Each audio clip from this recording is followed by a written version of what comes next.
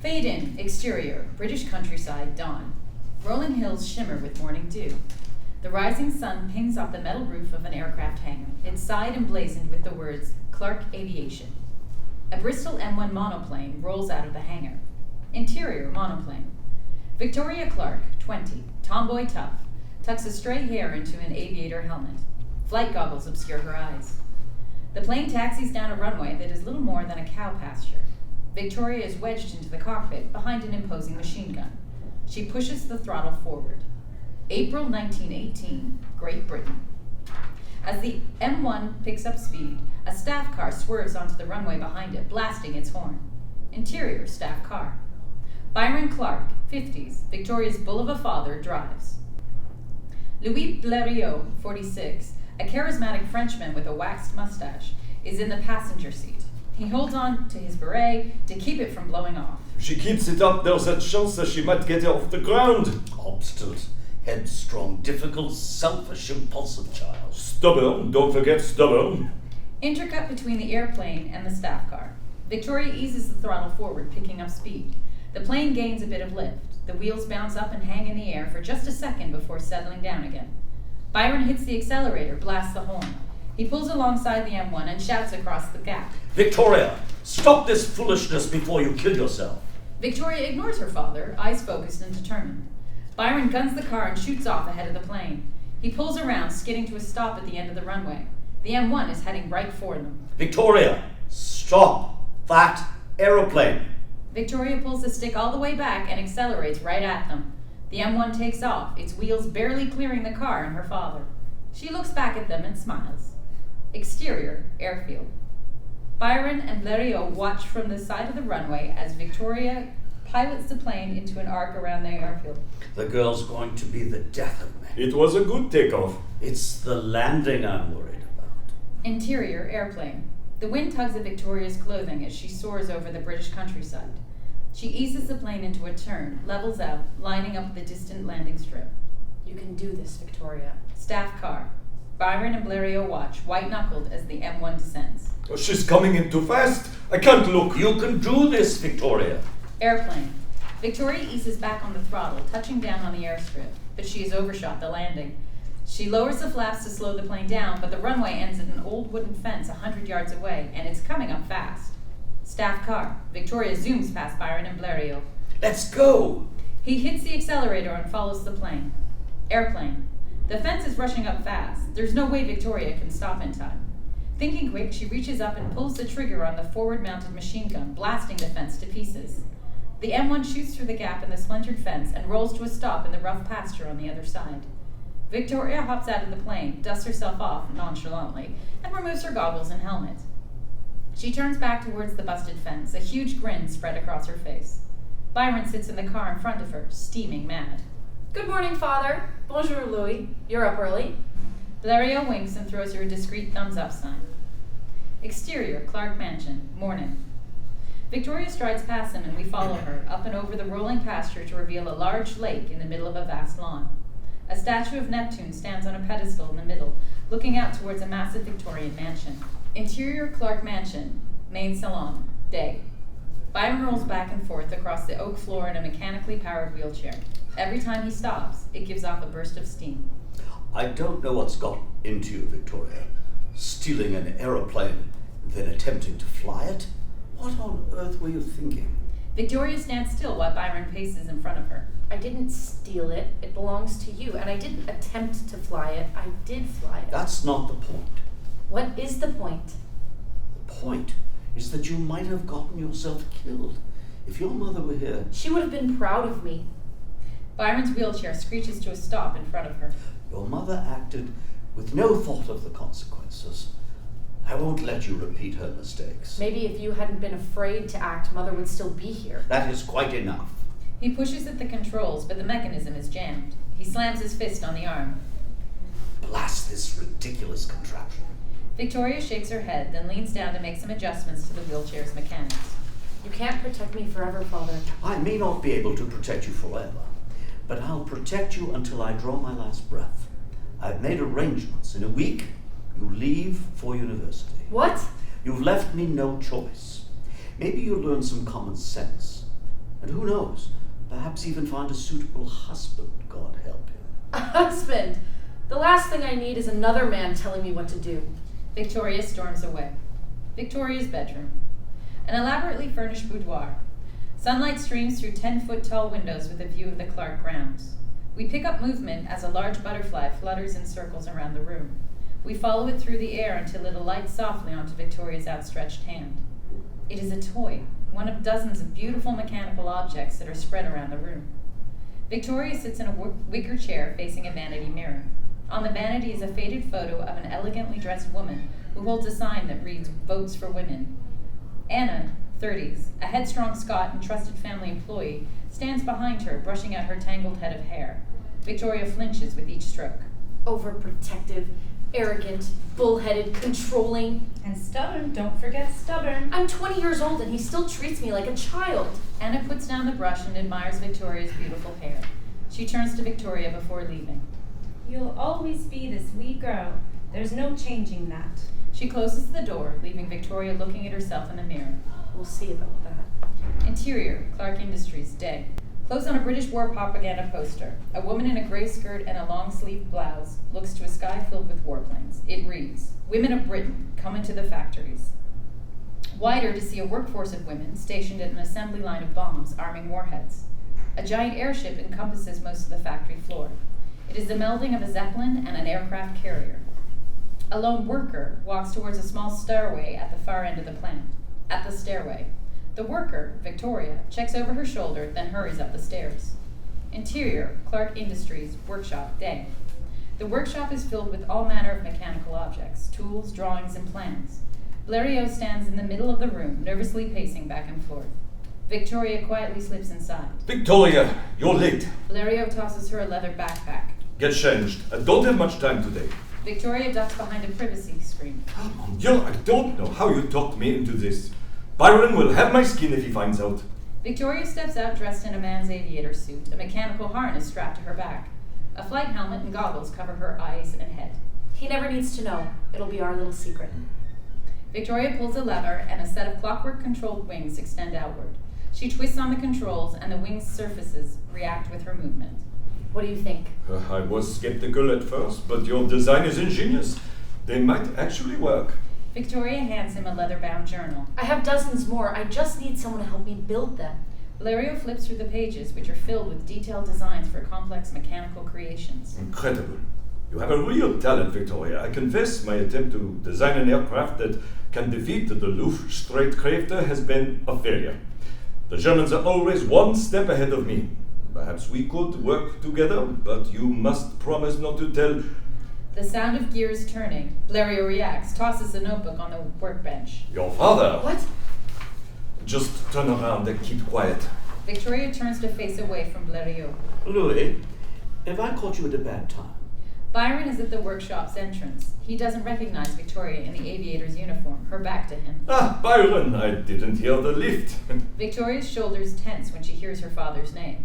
Byron notices the wings. Something new? A small project I've been making in my spare time. I call them aero wings. Portable, silent, and more agile than an aeroplane. You're a genius, Louis.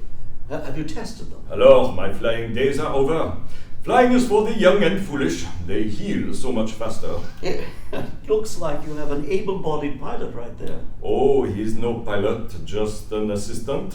No talent for flying at all. Victoria scowls. That's the problem with young people today. Their parents coddle them. They've lost their taste for adventure. A speaker on the wall buzzes, and a woman's voice crackles. Mr. Clark, Mr. Avery has arrived. Everyone is here now. Thank you, Margaret. We'll be right down. Come, Louis. It's showtime. Byron rolls his wheelchair towards the mechanical lift. He and Bleriot get inside. Byron turns around, facing Victoria. Life's too short to play it safe, young man. Never forget that. The door shuts with a clank. The gears spin as the lift descends to the factory floor below, leaving Victoria alone. We'll see who has a taste for adventure. Factory floor. Byron gives a dog and pony show to a contingent of government officials. Bleriot stands beside him. Amongst the observers is the thin-faced, balding man. This is Leopold Amory, 40s. Pompous, arrogant, powerful. His assistant, 20s, hovers beside him like a pet ferret. Byron points to the giant airship. The Elizabeth will be the flagship of the newly formed Royal Air Force. She can hold 1,000 men, twice the Argus. When she takes to the air, Germany will think twice about bombing London again. The Germans have nothing to match her. The crowd is impressed, at least most of them. Amory stands. My opinion is no secret. I think the Crown's resources would be more wisely spent on a fleet of smaller naval vessels rather than risking such a massive investment on one airship. Your concerns are noted, Mr. Emery.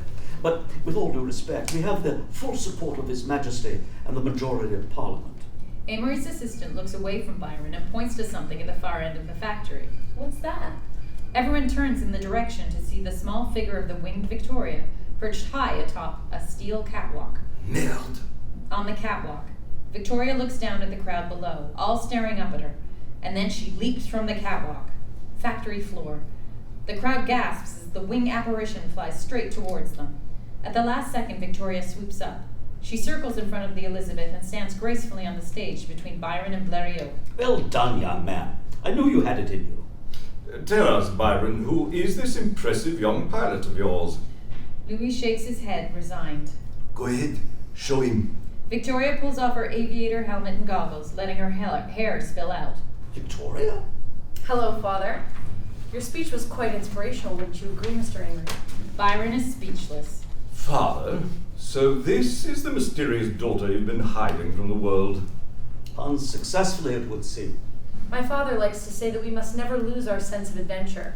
Life's too short to play it safe. Isn't that right, Father? Yes, well, I say a great many things, but I've never thought that you actually listened to any of them.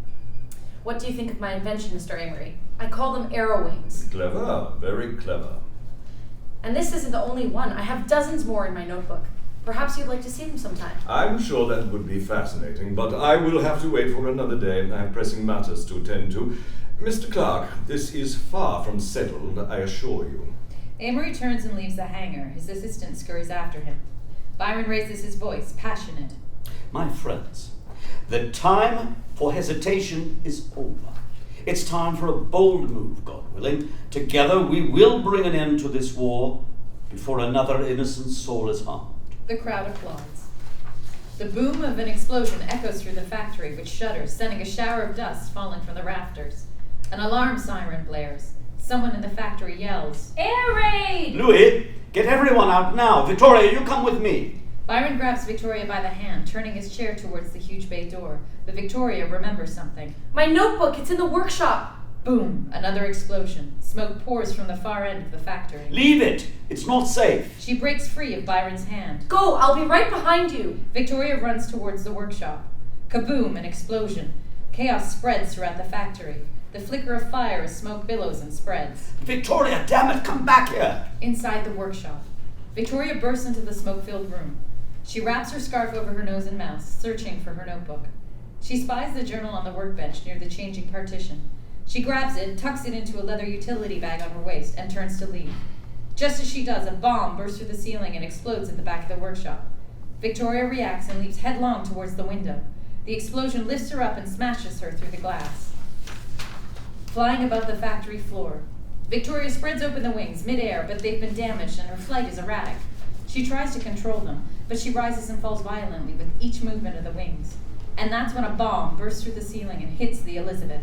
It ignites in a massive explosion, propelling car-sized fragments of the ship in all directions. Victoria looks up to see a huge piece of molten steel coming right at her. Blam! It smashes into her, and she spirals out of control. Factory floor. Victoria crashes and tumbles across the concrete floor. The wings bend and tear into a twisted mess. She finally rolls to a stop, her body motionless. Her left leg is a twisted mess, shards of glass and a dagger of splintered wood embedded below the knee. The force of the explosion has driven the Arrowwing's metal harness into her back. She's bleeding out, slipping into unconsciousness. Fade to black. Interior hospital, evening. Water runs over a stainless steel bone saw, washing rivulets of blood into the white porcelain sink. Surgeon's gloves are pulled off and discarded in her waste bin, piled high with bloody towels. We follow a broad-shouldered surgeon who removes his blood-stained apron and hands it to an exhausted nurse, 20s. The pair stop at a makeshift hospital bed. The surgeon, his face half covered by a protective cloth mask, looks down on Victoria. This is Leonard Darwin, 68, an intense and impassioned genetic scientist. Name? The nurse checks her clipboard. Jane Doe. Darwin takes Victoria's wrists and checks her pulse. He slips his mask down to reveal his face. I'm afraid there's nothing more I can do for her. With God's mercy, she would be dead by morning. Darwin and the nurse move on to the next bed, revealing that Victoria's left leg has already been amputated. Exterior London street, night. A motor coach rattles down a narrow lane. Interior motor coach, night. Darwin drives. Victoria is secured to a hospital gurney in the compartment behind him. Interior, Galton Institute, Darwin's lab, night. Darwin stands over Victoria, who is strapped to a steel examination table. Scientific instruments of mysterious design surround them. Behind Darwin are cages with live animal specimens, and racks of chemicals line the walls. It's a lab that belongs to a mad scientist or a mechanical engineer. Victoria's eyes open as she regains consciousness. What's happening? Where am I? The entire table swivels 180 degrees so that Victoria now faces the floor. What are you doing to me? Darwin walks behind Victoria, where the back of the table has a long opening that allows him access to her spinal cord. Please. I'm afraid. There's no need to be afraid.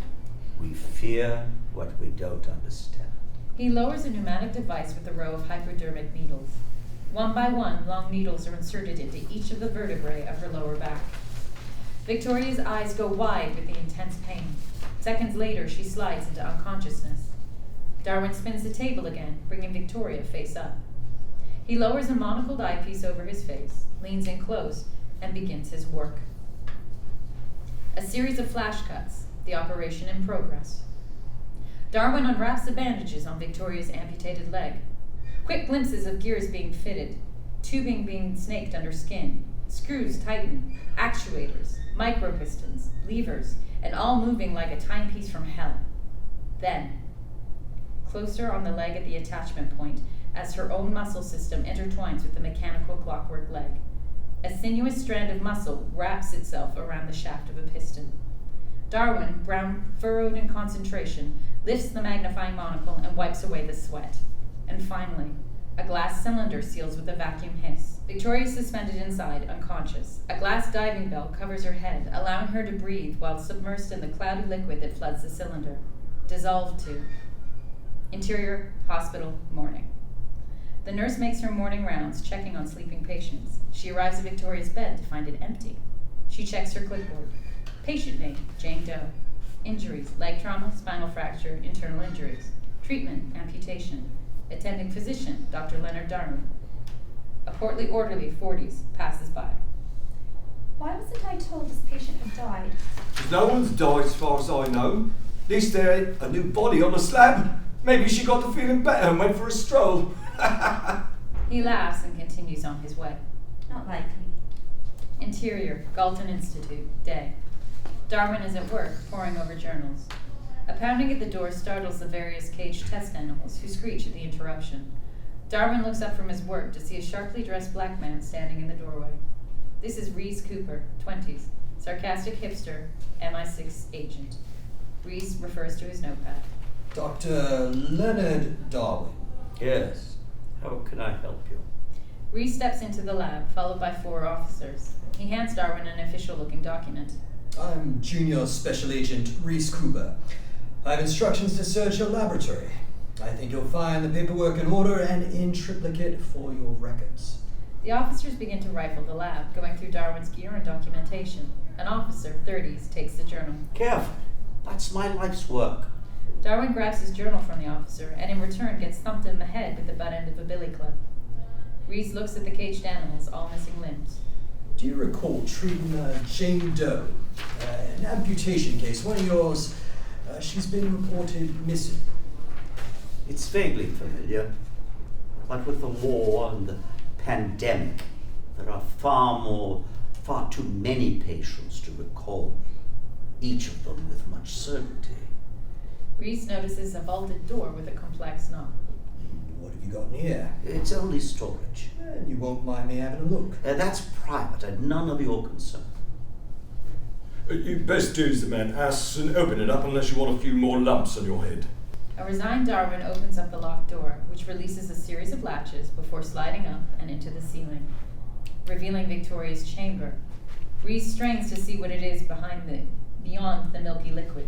He presses his face to the glass and sees Victoria suspended inside. Her eyes snap open. What in God's name?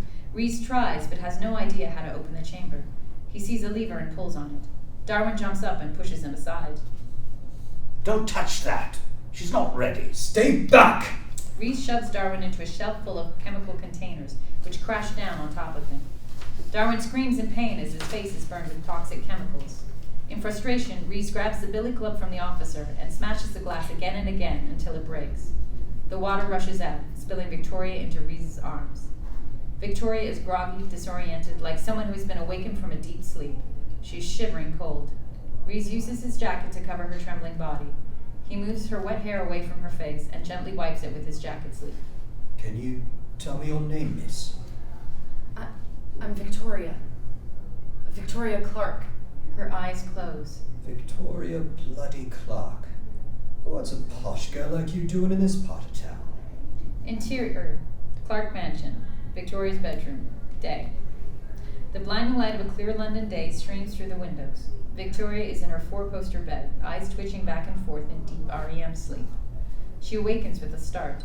She tries to sit up, but her brain is still full of cobwebs and she slumps back down. You need to rest. You're very weak. She's not alone. Rees sits in a chair across the room, observing her. I'm sorry, who are you? Why are you in my bedroom? He steps forward into the light. Rees Cooper, Military Intelligence, Section 6. I've been assigned your case. I'm here to protect you. I'm perfectly capable of protecting myself. You were doing a bang-up job of it when I found you. Can you remember anything that happened? I was at my father's factory. There was an explosion. My father, where's my father? Rees draws a deep breath. Your father's missing. Scotland Yard's heading up the search. They've tried all the London hospitals and questioned everyone from the factory, and they're still searching through what's left of the factory. Nothing so far. I need to find him. Victoria tries to get up, but hesitates.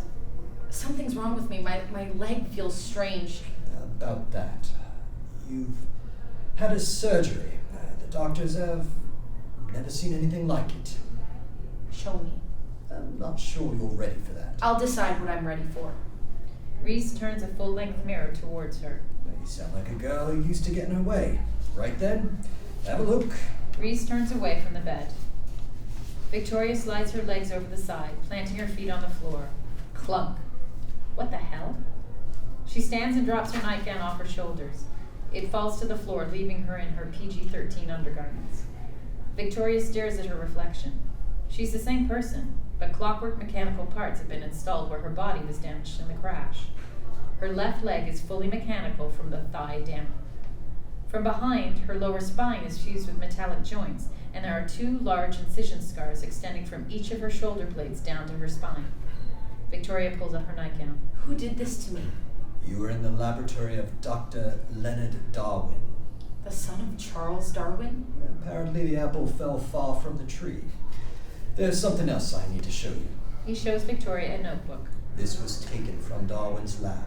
The pages are filled with technical illustrations, graphs detailing designs for mechanical body parts, designs for weapons, weapons fused with human bodies. What does this have to do with me? Are you familiar with eugenics? No, though I'm sure you'll enlighten me. Eugenics is the belief in controlled evolution.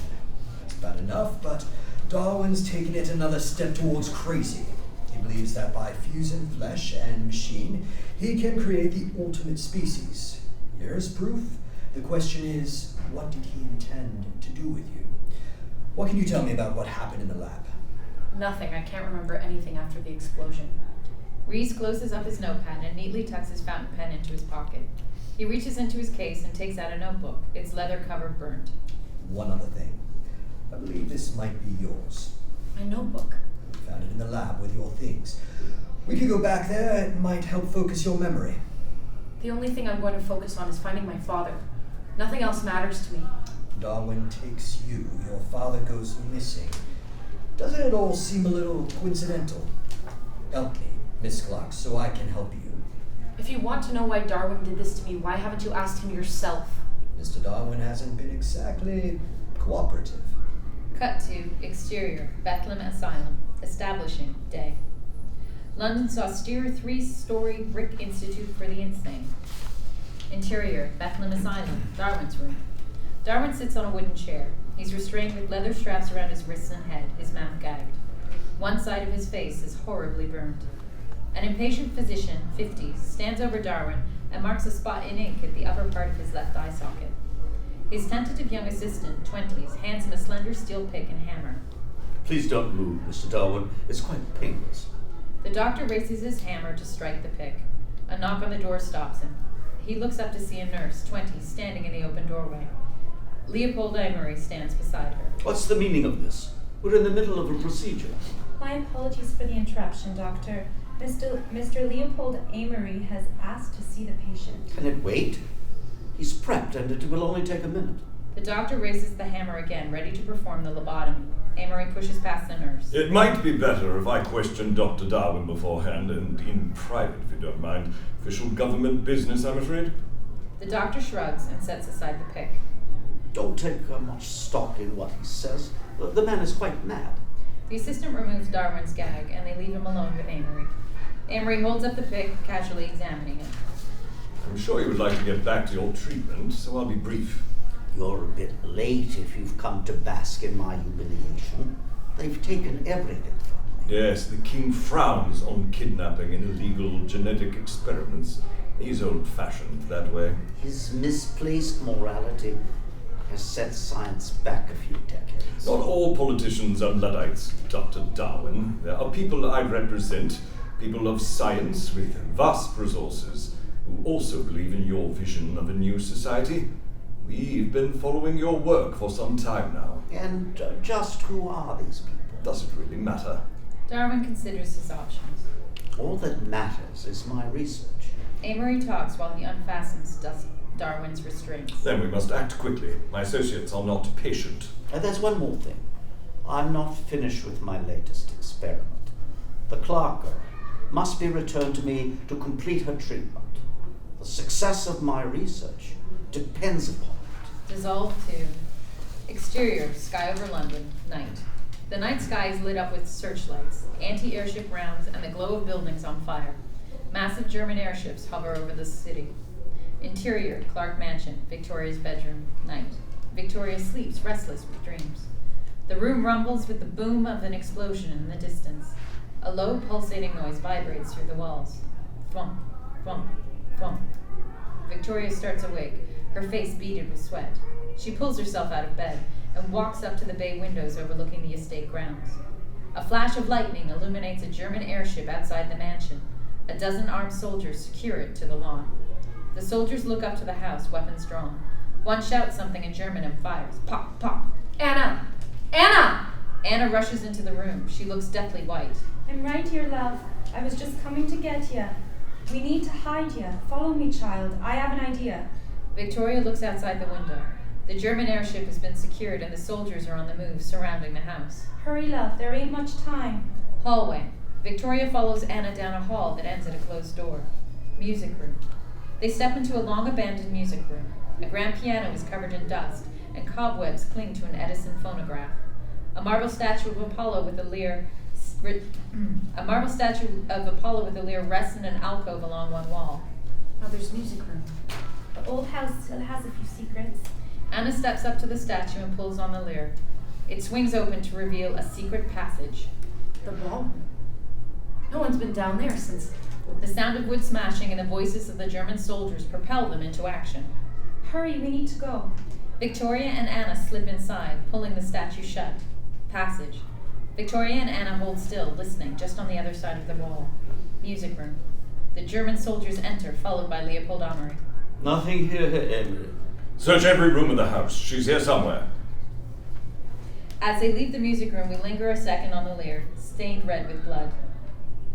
Passage. Victoria and Anna descend the passage, its sides decorated with frescoes of music and dancing. An archway frames a pair of gilded doors. Victoria opens them, and she and Anna go inside, pulling the door shut behind them. Main salon. Amory paces back and forth in front of the German soldiers. We've checked every room, hallway, and cabinet. No one is in the house. Somehow, she has managed to escape. Then burn it to the ground. I want nothing left for the Clark girl to return to. Interior, underwater ballroom, night. Victoria stands in the center of a ballroom. Glass windows extend from the floor to the ceiling in graceful arches. The grand room is in a state of neglect. A beautifully finished mosaic floor detailing the underwater world of Neptune can just be made out under the dirt. The last time I was in this room, I was just a little girl. It was my 10th birthday. All the boys wanted to dance with you, but you would only dance with your father. We waltzed all night long. Father loved to waltz. Victoria approaches one of the windows and puts her hand up to the glass. The sound of a waltz echoes like a memory through the room. The next year, Mother was gone. And after that, the music stopped. Victoria looks to Anna, who slumps to the floor. A large stain of blood has formed across her stomach. Anna! She rushes to her side, pulling open her robe to see the source of the blood, a bullet wound. It's okay, child. You're safe. That's what matters. You're safe, and one day there'll be music and dancing in your life again. Suddenly, the entire room vibrates and the glass in front of Victoria flares orange. Exterior, underwater ballroom, night. On Victoria, from the other side of the glass, we move back and up through water, farther and farther away until we break the surface. Exterior, lake, night. The statue of Neptune stands watch. The glow of the ballroom lights shine beneath the lake's surface. The German airship rises in the distance, leaving the site of the burning Clark mansion. Dissolve to. Exterior, Clark mansion, morning. 5 brigade airships hover overhead, spraying water on the smoldering remains of the once magnificent estate. Rees and Bleriot stand with Victoria. Her eyes are puffy and red from a night of crying. My father's gone. My dear Anna's dead. She never hurt a soul. Do you have any information on who would do this? We know that Darwin's gone missing from Bethlehem. Nurses found his doctor last night. He'd been given a double lobotomy. Quite professionally done. Interior, Bethlehem Asylum, Darwin's room, day. A horrified nurse stares at Darwin's doctor, strapped into the chair, gagged, exactly as Darwin had been. His eyes stare vacantly at the ceiling. The used pick and hammer lay on a porcelain tray, resting on the table beside him. Exterior, Clark mansion, morning. Back with Victoria in front of the smoldering estate. Presumably it wasn't self-administered. Certainly Darwin was under supervision and restrained. He's not Houdini. How did he manage to escape? We suspect he had help. The last person to see him was Leopold Amory, but he's gone missing as well. Amory was at the factory the day of the raid, and he was there with the soldiers in my house. He has to be working with the Germans. If Amory's working with the Germans, there's no telling how far up this could go, or who we can trust. Maybe it's best for you to lay low until this whole dog's breakfast has been sorted. My father spent his whole life trying to protect me. Well, I'm not going to hide anymore. Darwin and Amory are behind this. Find them and we will find my father. But they could be anywhere. Not anywhere. My sources in the RAF tell me that they tracked the German ships heading across the channel toward France. Then we go to France. Dissolve to. Exterior, the English Channel, HS Oceana, day. A floating medical facility for the treatment of injured German seamen rests at anchor. German hospital ship Oceana, off the coast of northern France. Exterior, Oceana, aft deck, day. A raucous group of seamen surround 2 brawling men. One of the men is enormous, a full head taller than his opponent. This is Fritz, 20s, a tough and sadistic son of a bitch. The subject of his wrath is Karl, 20s, bruised, bloodied, and terrified. Dialogue in italics, subtitled from German. Did you think it was okay to steal from me? Did you think I wouldn't know? I don't know what you're talking about, Fritz. I've stolen nothing. Fritz's arm shoots out, grabs Karl by the throat, and shoves him up against a bulkhead. He searches Karl with his free hand, ignoring the fact that Karl is choking to death. Fritz finds what he's looking for, a deadly-looking pistol tucked into Karl's waistband. So, you just happened to find my pistol? I hope it still works. He releases Karl, who falls to the ground gasping for breath. Fritz races the weapon to the sun, inspecting it, then turns it on Karl, who scrambles backwards. Let's test it. No, You can't. Please don't. He pulls the hammer back on the pistol. Yes, Carl. Beg like a child. Maybe I will feel sorry for you. Anything. Please, Fritz. I'm sorry. Fritz fires. It works. A second later, Fritz's right arm, from the elbow down, drops to the deck, still holding the smoking pistol. He howls in pain, then turns to see who has done this to him. Darwin stands behind him, brandishing an emergency axe. Fritz's eyes roll back, and he collapses to the deck. Bring him to my lab. An Oceana officer, 30s, turns to one of the seamen. Do as the doctor says and clean up this mess! Cut to. Exterior, sky over France, day. An airship floats over the rolling green hills and perched villages of northern France. A river twists through the landscape far beneath us. Interior, airship. The interior of the ship is small but luxurious, a 1900s version of a private jet. Brass instrumentation and ornate handcrafted ironwork give the ship a sophisticated feel. Bleriot pilots the airship from the small control cabin at the front. Rees sits in the co-pilot seat next to him. Victoria steps in, holding a beautiful designer dress. Is this supposed to be for me? Pretty sure it ain't for me. I thought you might need something to wear. It's Douce, and we are going to Paris after all. Victoria looks down at the dress and frowns. It's hardly practical. Resigned and exhausted, she slumps into an empty seat. Bleriot inspects the gearing on Victoria's mechanical leg. Darwin has pushed the limits of technology far beyond what I thought was possible. When I see him, I'll let you know who you think so right before I kill him. Rich debutante turned killer. That's one for the penny dreadfuls. Her leg jerks up, kicking Rees. Ouch. It's no use, I just can't seem to control it. You must have patience, Victoria. It's like learning to walk. Take it one step at a time. I have a question. France is a big country. How are we supposed to find Amory and Darwin? Amory must be communicating with the German command. The only way to do that is by radio. We just need a receiver big enough to intercept their signal. And I know just the place. Cut to. Exterior, sky over Paris, dusk. The Eiffel Tower, the tallest structure in the world in 1918, silhouetted against the Paris cityscape. Bleriot's airship descends into the square at the base of the iconic tower. Exterior, base of Eiffel Tower. A ground crew of French soldiers pulls in the airship's mooring lines, bringing it safely to Earth. Victoria disembarks, wearing the Doucet designer dress. The French soldiers stop what they are doing to watch her. A smitten soldier, 20, gives a long whistle. His gaze scans down her body to her mechanical leg. His whistle abruptly stops. Victoria, Bleriot, and Rees are greeted by Gustave Eiffel, 86, an elderly gray-bearded Frenchman in a black suit and bow tie. He greets Bleriot warmly, planting kisses on both cheeks. Louis, my friend, it has been far too long. I think les Anglais have taken you for good. Once a Frenchman, always a Frenchman, Gustave. It's good to be home. Did you receive my message? Yes, everything is prepared. He turns to Victoria. Victoria, please meet my good friend, Gustave Eiffel. A pleasure, Monsieur Eiffel. Enchanté, mademoiselle. Bienvenue à Paris and to la Tour Eiffel. Have you seen her before? When I was a little girl many years ago with my parents. Ah, you have a keen memory. It has been my honor to have your father as a guest a number of times. Come, let me show you to your accommodations. Interior, Eiffel Tower elevator, dusk. The group is squeezed inside, heading towards the upper platform. The elevator stops and the gated door slides open, revealing. A walkway leads to Gustave Eiffel's private apartment, perched 1,000 feet above Paris. He inserts an ornate key into the lock and opens the door. Interior, Eiffel Tower apartment, night. The apartment is small but elegantly furnished with warm wallpaper, wood furnishings, and even a grand piano. And of course, it has a view to die for. The last person to stay here was Monsieur Edison. It is a special place, and when I built the tower, I decided that the most deserving should share in its beauty. I'm honored. Make yourself at home. You must be tired. The apartment is stocked, and there is a telephone that will reach my assistant directly should you need anything. Bonne nuit.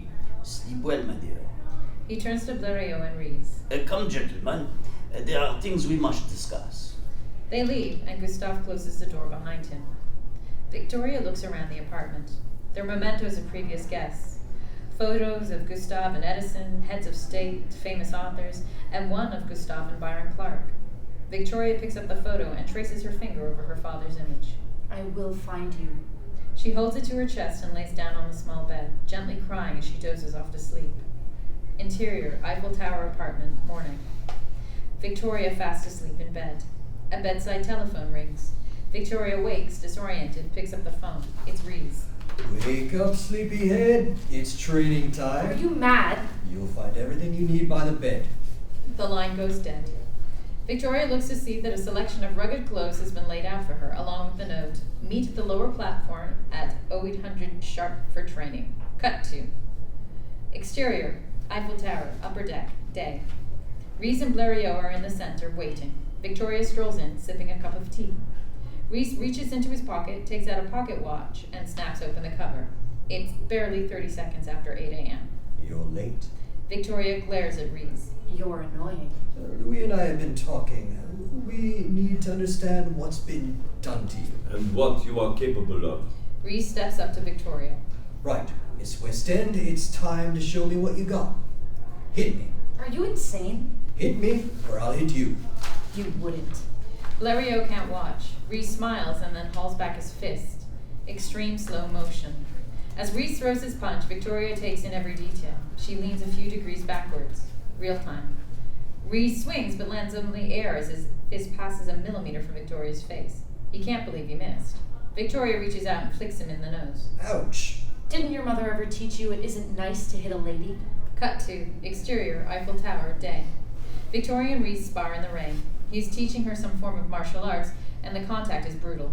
Rees lands a blow, taunting Victoria to respond. Fight me. He lands another blow, knocking the wind out of her. You ain't trying. Concentrate. Another punch sends her to her knees. Pathetic. Old women on the East End punch harder than you. Being a killer takes more than wishes and daydreams, princess. You've got to want it. You've got to get your hands dirty. Victoria is out of breath, bloodied, and now she's mad. She glares at Rees. He comes in for another attack. Victoria kicks out with her mechanical leg. Crack. Sends Rees flying 20 feet across the platform, slamming into the railing. That's more like it. Again. Exterior, Eiffel Tower, lower deck. Bleriot hands Victoria a sword. Sword fighting. This isn't the Middle Ages. The Germans have guns. Fencing is more than swordplay. Fencing teaches us strategy, balance, and most importantly, to understand how the enemy thinks. Victoria and Bleriot spar, crossing swords in a fierce display of swordsmanship. As they spar, Bleriot drills her using traditional French fencing terms. Battlement. He knocks her blade aside. Changement d'engagement. He suddenly changes the rhythm of his attack. Attaque composée. He feints to one side and attacks from the other.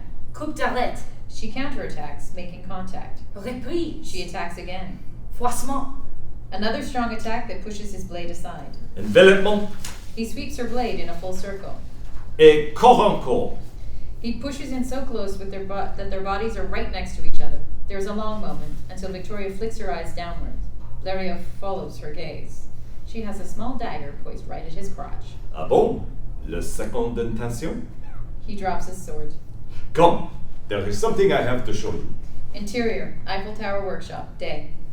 Metal doors swing open. Rows of warmly glowing electrical lights reveal a massive mechanical workshop. Dozens of workers are squeezed into the space. Gustave greets them. Welcome to the heart of La Tour Eiffel. It's as amazing on the inside as it is on the outside. Louis tells me you have many brilliant ideas, and I need a place to bring them to life. Here, you have France's finest craftsmen and engineers at your disposal. It's a generous offer, but I'm here to find Amory and Darwin. My inventions will have to wait.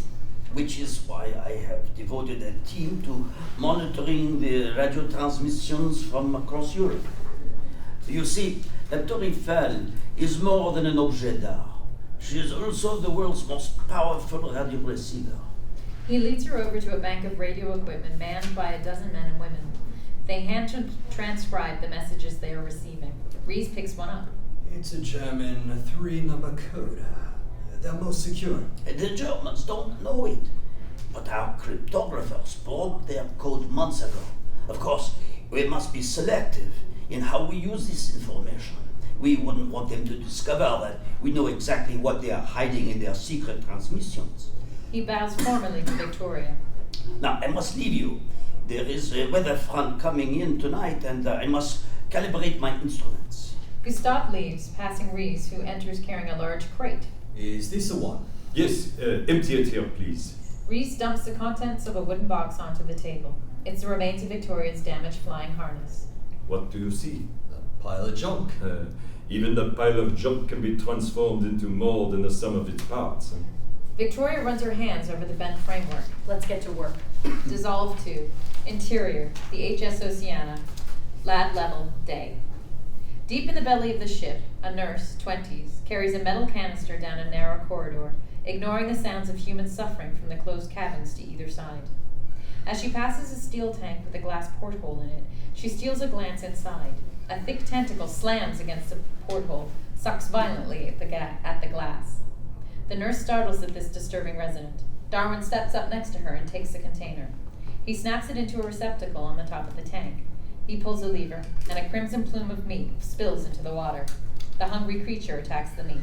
She's the foundation of my research. She regenerates at an amazing rate. Her skin is as strong as armor. Her senses are so heightened, it is almost as though she is telepathic. In the wild, she would grow to 100 times this size. Sadly, she's destined to live her life in a tank. Darwin turns to the nurse. She can barely make eye contact with his hideously disfigured face. Let's check on our subject. Next to the creature's tank, there is a chamber much like the one that Victoria was in. The German soldier, Fritz, is suspended inside. A mechanical hand thrusts out. Metallic fingers slam against the glass. Fritz has a new arm. He's perfect. It's time to prepare the others. They turn and walk through a set of double doors. Interior, sick bay, and step into a huge medical bay. Dozens of steel tables hold living human subjects, war victims with missing limbs. Cut to interior, workshop, dusk. Victoria is fitting intricate pieces of metal together. She steps back to admire her work. The arrow wings, but improved. Interweaved metallic feathers replace the fabric panels. Exterior, Eiffel Tower, stairs. Victoria runs up the stairs leading to the top of the tower. Faster. Come on, Victoria. Let's see what you can do. She reaches the next platform, her face drenched in sweat. Victoria approaches a huge gap where a section has been removed for repair. She pushes herself into a sprint and shoves off with her left leg, leaping across the impossible distance, and lands hard on the other side. Exterior, top of the tower, dusk. Victoria emerges at the very top of the Eiffel Tower. The view of the sun rising over the city is spectacular. A few airships float over the city, and a flock of pigeons scatter in the air below her. Victoria climbs over the railing and steps out on the very edge of the platform. She extends the wings. You can do this. She edges out farther, takes a deep breath, and jumps. Exterior, sky over Paris. Victoria soars over the city. Like a bird of prey, she climbs, swoops, and glides the thermal currents, testing the limits of the wings. She grins and hits a pocket of low pressure. She drops like a stone. Crikey! Victoria spirals downward towards a lane of sidewalk cafes. Parisian diners crews look up just in time to see a winged apparition heading straight towards them. At the last second, she veers away.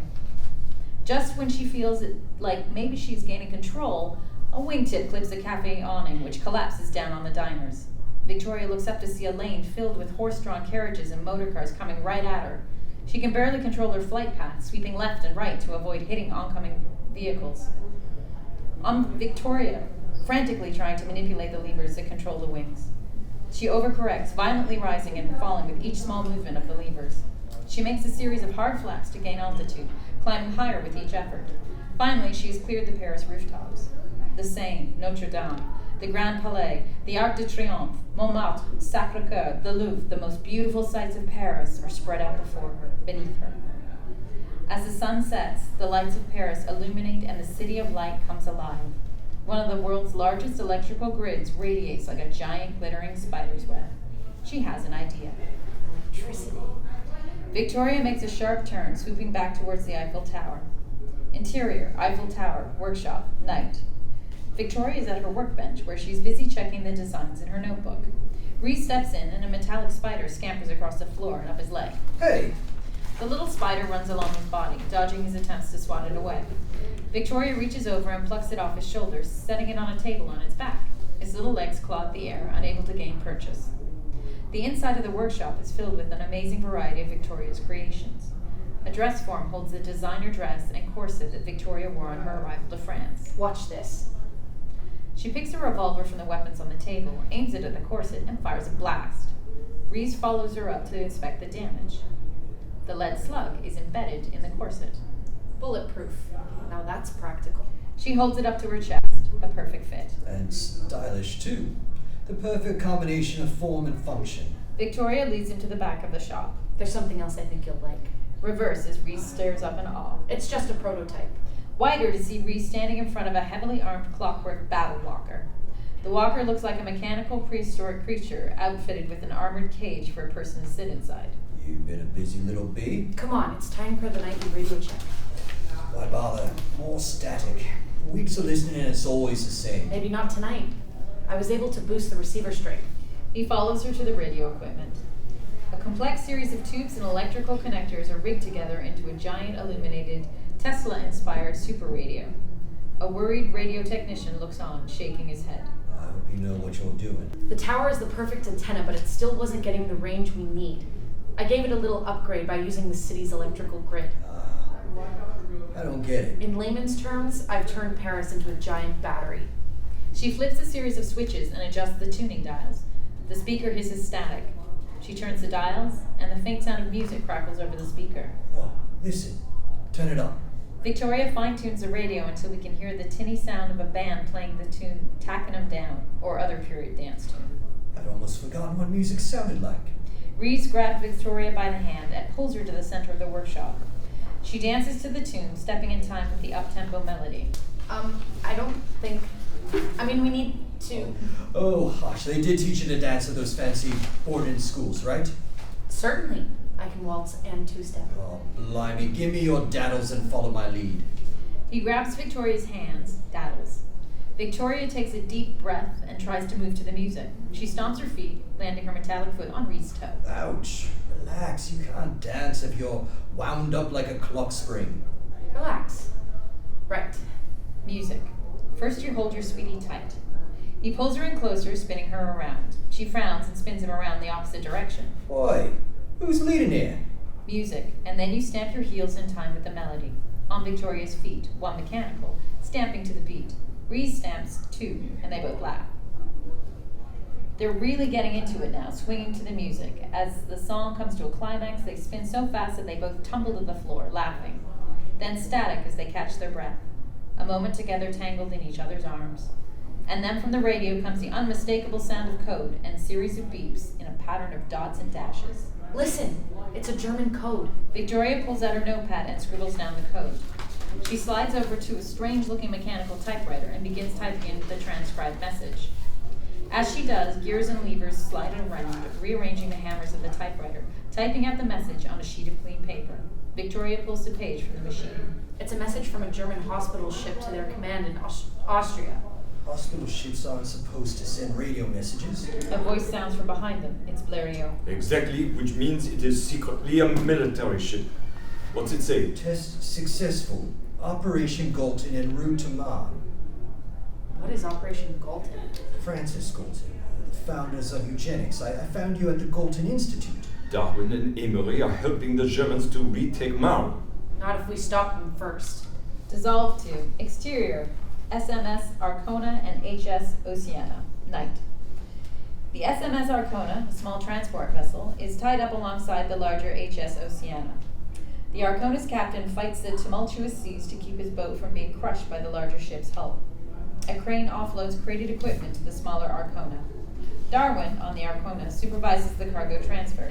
He's as nervous as a mother hen, pacing back and forth. Careful. It mustn't be damaged. The crew guides a container, which is now rising and falling like a roller coaster on the 15-foot swells. The Arcona takes a violent pitch, and the container is slammed hard against the hull, missing its landing point on deck. There's a large split in the corner that made contact, and it's getting worse with every pitch of the ship. Darwin is waving his hands frantically. A deckhand, 20s, pulls his way along the deck to check the damage. He leans out and reaches for the split in the container, attempting to force the two pieces back into place. Darwin tries to warn off the deckhand, but he can barely be heard through the wind and rain. No, you fool! Stay back! The deckhand can't hear him, continues to try to repair the damaged container. As he does so, a thick tentacle reaches out and wraps around his arm and yanks it inside the container. The deckhand screams in agony. Ah! Help me! Help me! Get the devil off me! He's slammed over and over against the crate as the creature attempts to pull him inside. His body is crushed so hard that bones crack. Crew rushes in and attempts to free him. They wave frantically to the crane operator, signaling him to cut the container loose now. No! The crane operator pulls a release and the chain holding the container streams free, falling into the ocean. Unfortunately, the creature inside doesn't let go, and the deckhand is ripped overboard, harness and all. Exterior, sea, underwater. The container, deckhand in tow, sinks quickly and disappears into the darkness. Exterior, SMS Arcona, night. Darwin is furious. He looks overboard where the lost container has vanished into the depths. You idiots! What have you done? Moments later, the Arcona crew detach the lines holding them to the Oceana, and the Arcona pulls away, heading towards the coast. Exterior, Marne, morning. The Azan River sweeps in a gentle loop through farmlands ravaged by years of war. Marne, France, July 1918. A massive chateau looms over the village. We can just make out a small winged figure standing at the top of one of the chateau's watchtowers. French military command. Exterior, chateau, tower. Victoria is perched at the top of the tower wearing a set of goggles equipped with multiple magnification lenses. Our view changes as a glass magnifier sweeps into place. Victoria's point of view. A low rumble builds to a roar as a massive force of German tanks crest the hillside. German troops march in formation behind the tanks, and special artillery teams set up positions with mine launchers and Samuel cannons. Exterior, countryside, in the trenches. French soldiers crouch down, weapons clenched in their fists, steeling themselves for the battle ahead. A frightened young soldier, 16, lifts his head, sneaking a peek over the lip of the trench. Invading German army. Hundreds of airships and warplanes emerge from the morning mist. The muzzles of the tanks flash, and a heartbeat later, artillery shells rain down on the countryside. The young soldier ducks back into the trench just as the ground in front of him explodes with a shell impact. Exterior, countryside, wide over trenches, morning. The French troops pour out and charge the German army. The two armies collide in a brutal confrontation in the middle of the French countryside. Mortar rounds blast bodies through the air like ragdolls, and soldiers from both sides are ripped down by small arms fire.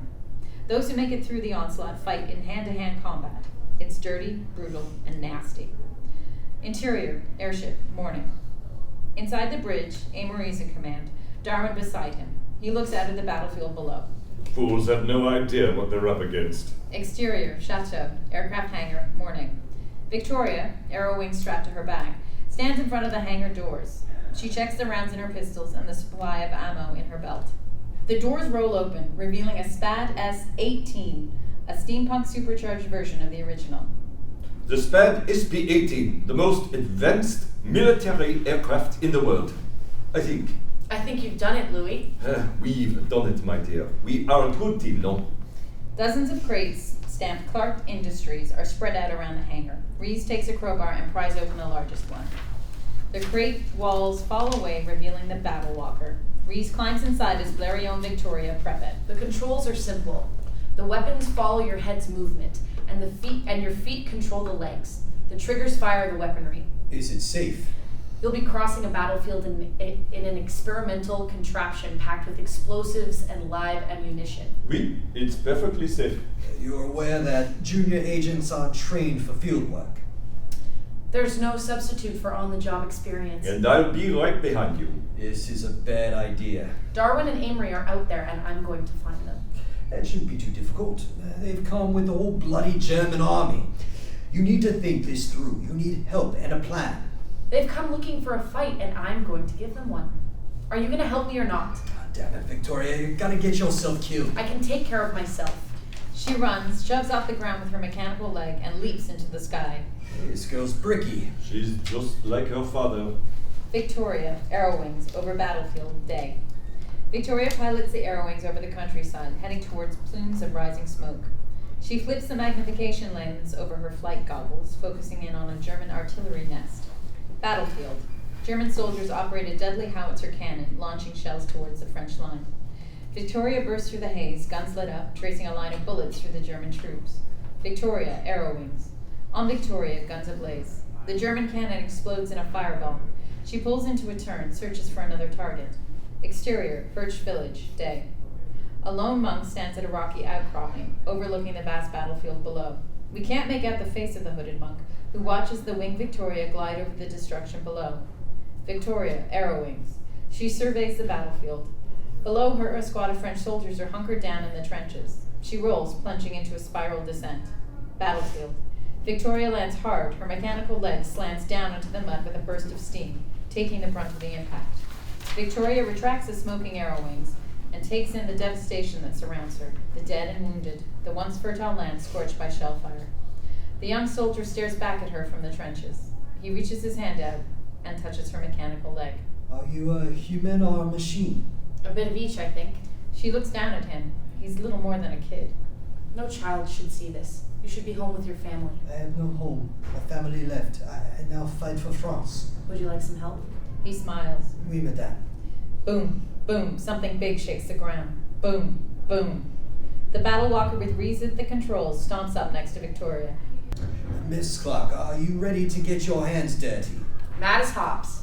They look to the horizon as the German army crests the rolling fields, marching for them. We go! He charges towards the oncoming German army. Victoria, Rees, and the French troops follow. Bullets sizzle past Victoria, who returns fire, a weapon in each hand, killing a German soldier with each shot. Victoria and Rees fight side by side in a ferocious battle with the German army. Dense smoke gives the battle a surreal, almost impressionistic feel. More sound and flashes of gunfire than graphic violence. On Rees. Peering through the mechanical targeting device, as his head turns, the weapons follow.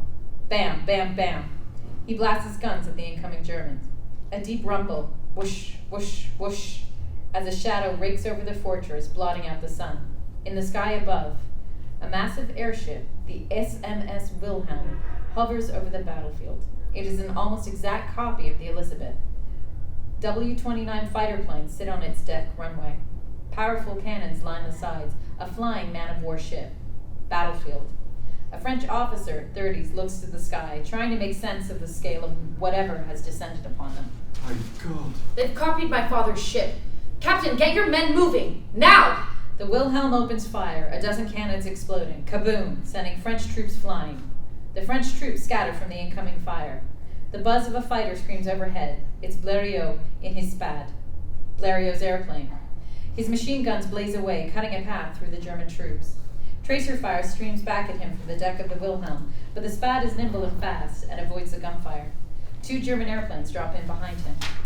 Battlefield. Victoria watches Bleriot's acrobatics as he evades the attacking German aircraft and heads for the massive Wilhelm, only 500 meters away. Interior, SMS Wilhelm, bridge. Amory and Darwin stand on the ship's bridge. Amory puts his eye up to a telescope, flipping several lenses into place for full magnification. Point of view, Bleriot's plane, heading for him. The machine gun muzzles flash, rat-tat-tat-tat-tat. Ping, ping, ping, as the airship's armor takes bullet hits. It's well protected, but several rounds find the viewport windows, shattering it. Amory recoils from the spray of broken glass, and the gunner takes a few rounds of Bleriot's gunfire. Enough of this! Amory shoves the dead gunner aside and grabs the controls, unleashing a round of rockets at Bleriot's airplane. With German fighters on his tail and rockets heading at him, there's nowhere to go, except down. At the last second, he dives. The first 2 rockets pass overhead. Behind him, a German plane is taken out by one of the rockets, but the third hits a Spad's tail rudder. He fights for control, but it's no use, as the plane dives out of control. Battlefield, Victoria. Victoria watches Bleriot's smoking airplane coming right at them. Watch out! They drop to the ground. The Spad passes right over their heads and crashes on the battlefield behind her. Victoria and Rees race towards the burning plane. Interior, SMS Wilhelm, bridge. Amory turns his telescope to the explosion.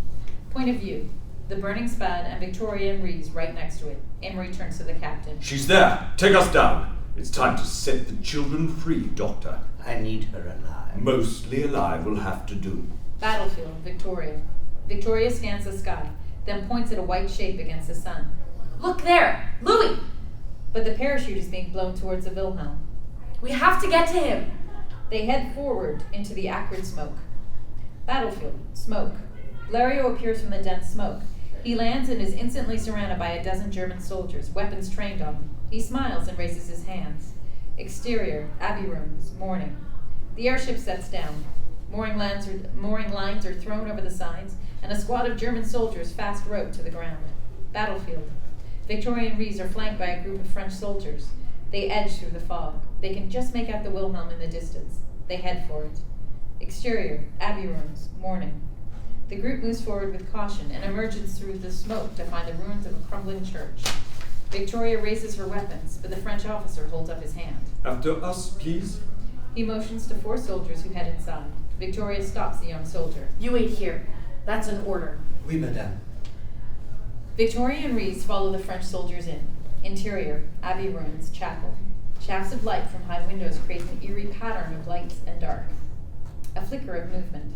The 4 French soldiers raise their sidearms, searching, and inch a bit closer to each other. One of the soldiers holds up a hand and they stop. He raises a pistol in each hand, expertly tracking left and right, looking for any sign of movement. Which is exactly when something grabs his arm and yanks him into the darkness so fast that he doesn't even have the time to scream. All we hear is a muffled groan and the sound of a neck snapping. The other soldiers open fire, each taking a zone in the darkness. Pop, pop, pop, pop, emptying their weapons. They quickly snap in fresh magazines, and the dead soldiers' bodies thrown back at them. The corpse flies across the room, hitting them as a group and knocking them backwards. Fritz leaps into the center of the room and roars. His body is now at least 7 feet tall, but he's more machine than human. His legs and right arm have been replaced with clockwork mechanisms. He holds a weapon in each hand, pistols from the dead soldier. Then 5 more, equally grotesque, hybrid clockwork soldiers step out of the shadows, joining Fritz. The French soldiers are frozen with fear. Victoria recovers her senses and opens fire. Rees, in the battle walker, blasts away. The French spring into action. The hybrids return fire. It is an intense battle of hyper-fast movement, smoke and blood. One by one, the French soldiers are cut down, eventually leaving only Victoria and Rees, who retreat backwards, out of the ruins and into what remains of the Abbey cloisters. Exterior, ruins, cloisters, morning. The hybrids circle Victoria and Rees, closing in on them. They expertly avoid Victoria's gunfire, equal to her in skill and far stronger. Click, click, click. Victoria and Rees are out of ammo. Well, ain't this a nasty job? Victoria and Rees stand back to back at the center of the cloister near the ruins of the cloister well, waiting for whatever will come. Suddenly, the young French soldier bursts into the cloisters, gun blazing. For France! He takes the hybrids by surprise, getting off a series of shots before they return fire, cutting him down. No! But Victoria sees that the boy has given them an opportunity. Hang on! Victoria shoves Rees, battle walker and all, into the well. Interior, well, dusk. Rees, still strapped into the battle walker, falls into the blackness, the metal frame crashing and scraping the sides of the well as it falls. Interior, cistern, dusk. The black watery surface of the underground spring explodes with the impact of the battle walker, which completely submerges. Rees struggles to free himself from the harness as he sinks deeper and deeper underwater. Exterior, ruins, cloisters, dusk. Fritz sneers, targets Victoria, and fires. Victoria takes a bullet to her shoulder. The impact knocks her backwards and into the open well. Interior, well, dusk. Victoria falls, the walls of the well racing by, then the opening of the cistern room, then the black abyss of the water below. Interior, cistern, underwater, night. Rees struggles to free himself from the harness as the walker settles on the bottom, but he still can't get out. The bent framing has him trapped. He's running out of air and panic is starting to take over. Suddenly, Victoria appears like an apparition from the murky depths.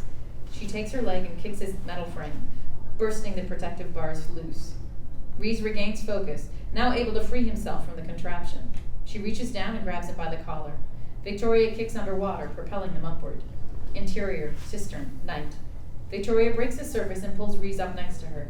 They climb onto a small stone path at the edge of the water. What the hell were those things? Darwin's army. Yeah, lads, don't stand a chance. That's why we have to stop them.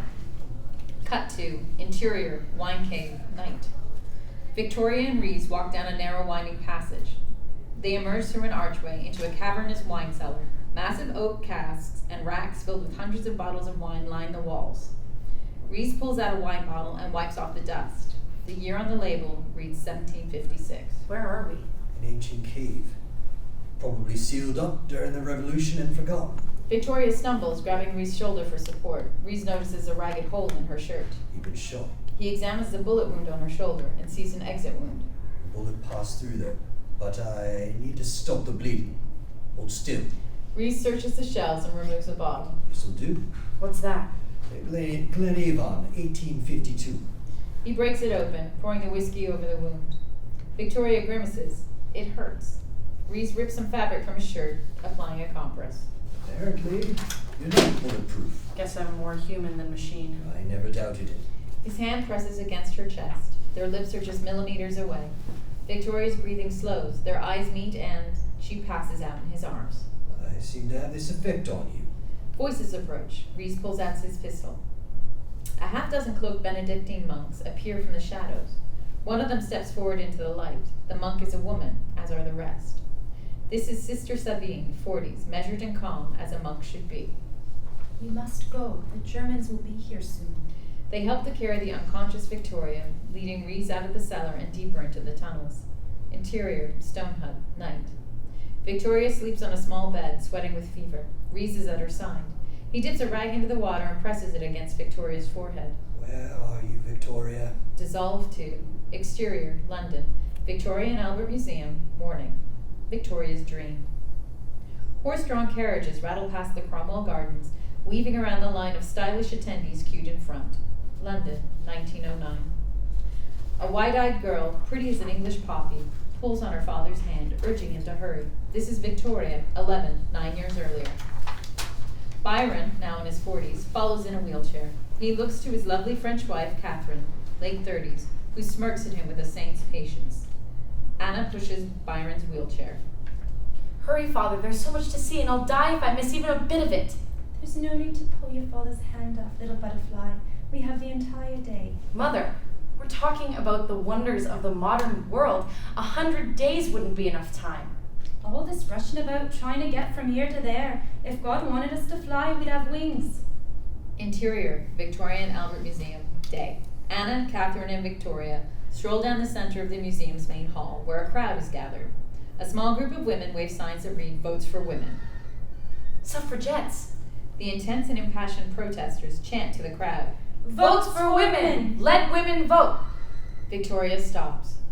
Look, Mother, they want votes for women. Is it possible? Anything is possible, with sacrifice and persistence. A group of constables move in, billy clubs raised. We'll have to stop this now, ladies, or pay the price. Someone throws food, hitting a protester, 30s. More people begin to jeer and throw things. The protester shields her face from the onslaught. She falls to her knees, disgraced in front of the laughing crowd. Come, darling, this is no place for Victoria. But Catherine isn't there. Byron tries to find her. Anna, where is Catherine? She was there just a second ago. Anna scans the crowd. She's there. Catherine steps up to the woman, who looks up at her, face soiled with debris. Let me help you. She takes the scarf from around her neck and wipes the protester's face. The protester looks to Catherine. If you truly want to help, then you'll stand with us. Catherine stares into her eyes, takes her hand, and they stand together, resuming the chant. Votes for women! A reporter holds up a camera and pops a powder flash. You were warned. The constables move in, screams as they swing their billy clubs, mercilessly striking the defenseless protesters. Victoria tries to get to her mother, but Byron has her hand, holding her back. Mother, no! Victoria, it's not safe. Byron yells at the bobbies. Stop this, for God's sake. Stop this now. The frenzy comes to a stop. The angry police tower over the beaten women. Victoria breaks free from Byron's grasp, rushes to Catherine, who is laying on the floor, bleeding from a gash in her forehead. Anna pushes Byron up to them. Victoria looks up to him, her face flushed with anger. I tried. I could have helped, and you stopped me. Catherine reaches over weakly, takes Victoria's hand. Never be afraid to do what is right. Protect her, Byron. A doctor. We need a doctor here. Victoria kneels next to her mother, a pool of crimson forming around her white dress. Her mother's hand falls away. Dissolve to. Interior, Lake Monastery, bedroom, morning. Rees stirs awake. Victoria is gone. He panics, jumps out of bed. Exterior, Lake Monastery, morning. A tiny island centered in a vast lake. A small stone house is the only man-made structure. Victoria stands in front of the house. Rees joins her. I thought I lost you. Look, Sister Sabine stands in the shade of the ancient tree. A tree so large that the root system and stones of the house itself are intertwined. She's performing some prayer ritual. She lifts a large chalice, fills it from the lake, and pours the water onto the roots of the tree. She turns to them. Welcome to Abbey St. Catherine. Victoria looks around. What abbey? Please, follow me. Victoria and Rees turn to follow. Only she may enter. She turns and disappears into an opening in the trunk of the tree. Victoria shrugs and follows. They enter, and the opening closes solidly behind them. Cut to. Exterior, Chateau, day. The German army is taking control of the chateau. French and British prisoners are marched away under armed guard. A German transport vehicle pulls in with a recovered battle walker strapped to the bed. Interior, chateau, war room, day. We're in the grand banquet hall, now repurposed by the German into a war room. A detailed map of Western Europe, complete with naval, air, and troop placements, covers an entire wall. The room is littered with the spoils of war, antiques, historic artifacts, and fine art. Fritz stands in the center of the room, flanked by soldiers. Amory enters with Darwin at his side. They walk up to Fritz. You were ordered to bring me the girl. You failed. I underestimated her. It won't happen again. Interior, Lake Monastery, Temple, day. Sister Sabine leads Victoria down the torch-lit stairs, beyond the reach of light from the sky above. The stair treads are made of hardwood, roots of the tree above, polished by centuries of use. The stairway handrail is a continuous wooden spiral. The echo of a Gregorian chant floats across the air. They reach an archway and pass into interior, Lake Monastery, Temple, day. An underground temple, garden-like and serene. Monks have taken their places along the wall and are singing a harmonic chant. A clockwork gear system runs the circumference of the room, a mechanism to open and close the 8 wooden doorways around the temple's circumference. It's spectacular. The monastery is over 1,000 years old. Its namesake, St. Catherine, was martyred in Alexandria in the 4th century and later appeared to St. Joan d'Arc. It was she who ordered the construction of the abbey, and that it should remain hidden from all but the most worthy. Each of us has taken a vow to follow her command. You are the first outsider to enter the abbey since its construction. I'm sorry if you've broken your vow on my behalf. In exceptional times, exceptions must be made. Sister Sabine leads Victoria to an altar in the center of the temple. The monks stop their singing and turn to face her. Victoria's arrow wings are laid out across the altar. Alongside them is a sword engraved with 5 crosses. Sister Sabine removes the sword from the top of the altar and raises it to the light. She's damn strong. The sword of Joan d'Arc, carried in battle yet never bloodied. Presumed lost, it was entrusted to us. Her gaze looks upward. Victoria follows it, upwards along the walls where a fresco and the dome tell of a battle between good and evil. It culminates in a sword-wielding angel who blocks the sunlight with her outstretched wings. The angel of justice, Joan d'Arc, foretold of your arrival. I'm sorry, sister, I'm no angel. I believe this is your destiny. However, some others have doubts. Interior, Lake Monastery, tunnels, day.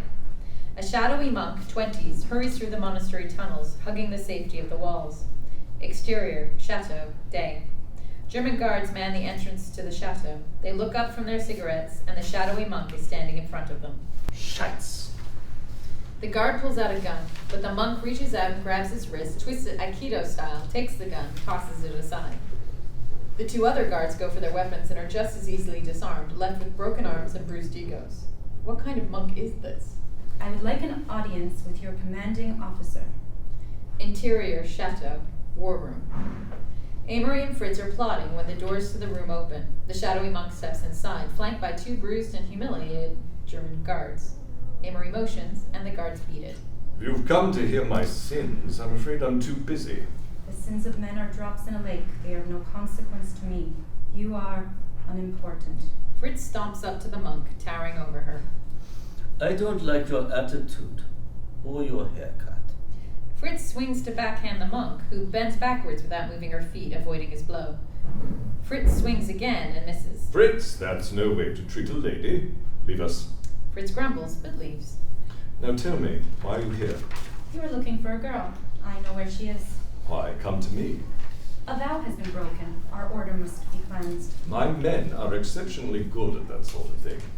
Exterior, chateau, day. Fritz stomps his leather boots on the starter of an AJS motorcycle. As if the AJS wasn't badass enough, this steampunk version is supersized for Fritz and armed with side-mounted Gatling machine guns. A dozen hybrid soldiers jump on matching motorcycles. Exhaust billows from the tailpipes as the bikes roar to life and the soldiers speed away from the chateau. Exterior, Valley Road, day. Fritz races up the mountain road, impossibly fast, leaning through the gorge's twisting turns, his soldiers doing their best to keep pace with him. The road leads into a perched village, abandoned, tumbled stone facades and cobbled streets. The bikes roar up a circular lane that spirals to the church at the top of the village church, constructed into the face of the mountain. A beautiful wooden door carved with the relief of an ancient twisted tree. Fritz comes to a stop in front of the church. A lone female monk stands in front. She lowers her head and releases a bird into the sky. Fritz flips the AJS's machine gun triggers and blasts the door to shreds. They ride through the open doorway. Interior, tunnels. The church doorway leads into a torchlit tunnel buried underneath the mountainside. Fritz and co blaze down the dark tunnel. Interior, Lake Monastery, temple. Victoria looks upwards at the sound of wings. A bird flies in from the opening at the top of the temple and lands on the altar in the center. They are coming. You will need this. Sister Sabine hands her the sword of Joan d'Arc. The monks turn to face the 8 openings in the temple walls and back to form a protective circle around Victoria. The hybrid soldiers burst into the temple, take positions around the monks. Don't be afraid. Victoria pulls the sword from its sheath. Right. The hybrids attack. The monks move with the fluidity of master martial artists, battling the hybrid soldiers. Victoria charges in, sword in hand, fighting, slashing metal on metal. It's a bloody good battle. 5 monks battle each hybrid, but ultimately their numbers and training are no match for the hybrid's raw power. A monk takes a round of pistol fired. Another is caught in the grasp of a hybrid's mechanical arms and crushed. A monk is thrown through the air and smashes against the temple wall. The remaining monks back into the center of the room, guarding Victoria in the middle. The hybrids close in. Sister Sabine lifts the altar, revealing a mechanical interior. She grasps a long lever and pulls it. Gears ka-chunk to life. Exterior, Lake Monastery, day.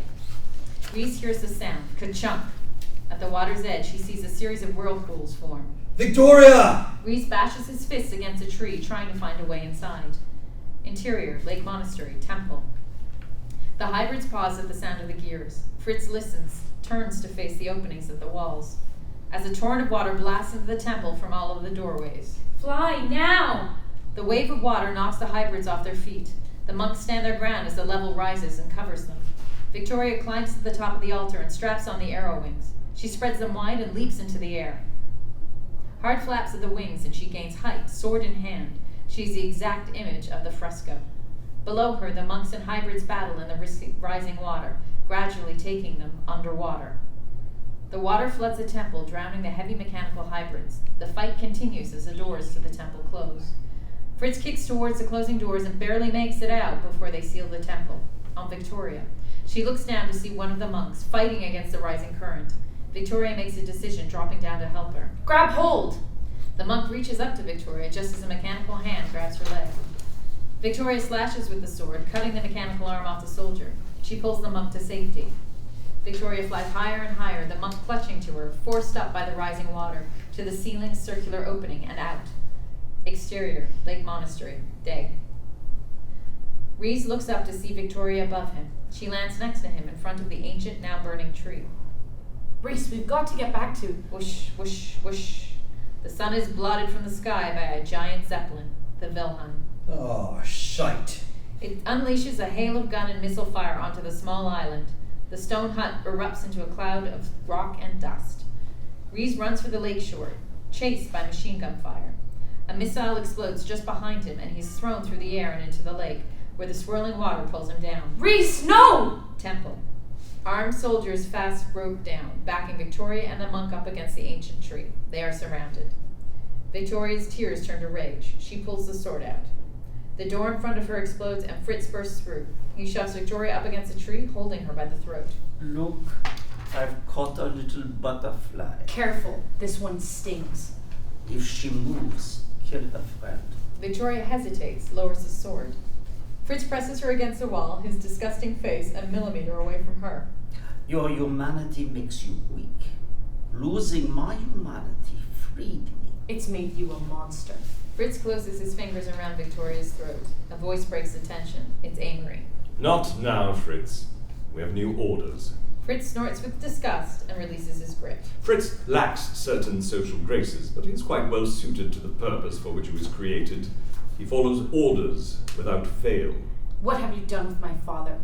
I heard he was killed in that awful factory fire. Not surprising, really. It was a terribly unsafe workplace. You're a traitor and a murderer. On the contrary, I am a patriot. And when this tiresome war is over, people will call me the one thing that matters, their king. The people will never accept you as their king. This has been lovely, but I have a war to win and I'm on a very tight schedule. The guards move in and handcuff Victoria. Amory turns to Fritz. We have what we need. Kill the rest. No! Come, dear, someone very important would like to meet you. But first, let's find you something suitable to wear. Cut to interior chateau war room. The room is full of German officers. They surround Darwin, who stands in front of a seated man, his back to us. Amory enters with Victoria. She has been washed and groomed and is dressed in a beautiful French gown. Victoria looks up at the war map, flashes of details as she absorbs the German strategy. The German officers look up. A portly, red-headed valet, 40s, whispers into the seated man's ear. The man stands, straightens in his uniform, and turns to face Victoria. Darwin makes introductions. Hello, Victoria. May I introduce His Imperial and Royal Majesty, Kaiser Wilhelm II. I believe you will find that you have much in common. Kaiser Wilhelm II, 59, the German Emperor and King of Prussia, raises his left hand to reveal that his once withered arm is now entirely mechanical. Miss Clark, I have been looking forward to meeting you. If by hospitably you mean being shot, beaten, and manacled, then yes, I've been treated wonderfully. The Kaiser speaks softly. Please remove the lady's manacles. We are not savages. As you wish, Your Majesty. Amory unlocks Victoria's hands. I think you can trust Miss Clark will not act impulsively. There's a first time for everything. Come, Miss Clark. There's something I wish to show you. The Kaiser walks across the room to a large window. Victoria follows. The window looks out to the view of the river and the valley beyond. The Kaiser's view. An army of thousands has overrun the French countryside. Airships dot the sky, supported by dozens of fighter aircraft who swoop the battlefield for any remaining resistance. Behind the invading force is the massive SMS Wilhelm. You've copied my father's ship.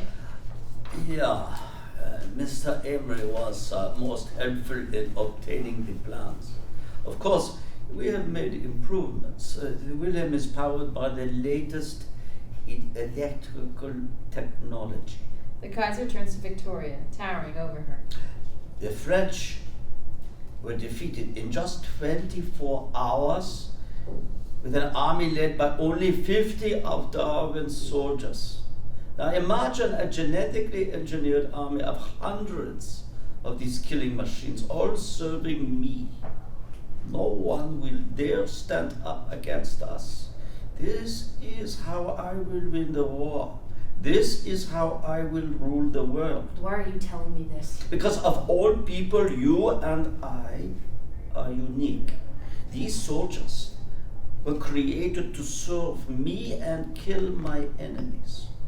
But they are nothing more than useful machines. You are Eve, reborn, the first of a new perfect race. Darwin's perfect society. My perfect society.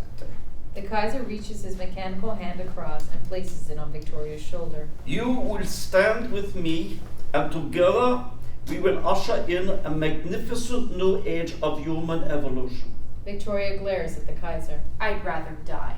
His charming demeanor turns dark. I'm not asking. A stream of electrical energy flows from his fingertips and spreads like a spiderweb across Victoria's body. She's paralyzed as the electricity concentrates on her clockwork mechanisms. She seizes up, convulses, and passes out. The Kaiser turns to Darwin. Do what you must to make her more receptive. I understand you have experience with such things. And what of you, Your Majesty? I must return to Germany. Even now, there are those within my own cabinet who plot against me. Cut to interior SMS Wilhelm. Darwin's lab, night. A vast steam-powered assembly line for creating an army of hybrid mechanical warriors. Concentric. Thank you. Concentric circular rows of tanks radiate outward. There are hundreds. At the center is a tank containing the unconscious Victoria. Darwin moves between the tanks, checking and adjusting, regulating the machinery, building his armory. He steps up to Victoria and turns the valve to her sedative drip. There's no need to pretend. I know you can hear me. She opens her eyes, fixing them on Darwin. You were broken, near death, but I knew that it was not enough to simply heal you. Any common surgeon could have done that, but only I could transform you. I'm happy that you've returned to complete your treatment. I think you will be quite pleased with the results. Darwin turns the drip back on, and Victoria's eyes close. Interior, Clark Mansion, music room, night. Victoria's dream. Young Victoria stands in the middle of her mother's music room. The furniture is covered with sheets, unused. Victoria holds an ornate key in her hand. An unassuming box sits in a nook. Victoria wipes off a layer of dust. The lid of the box is inlaid with the image of a butterfly and a keyhole. She inserts her key into the lock and turns it. Spring-loaded gears lift the lid, revealing a leather notebook inside.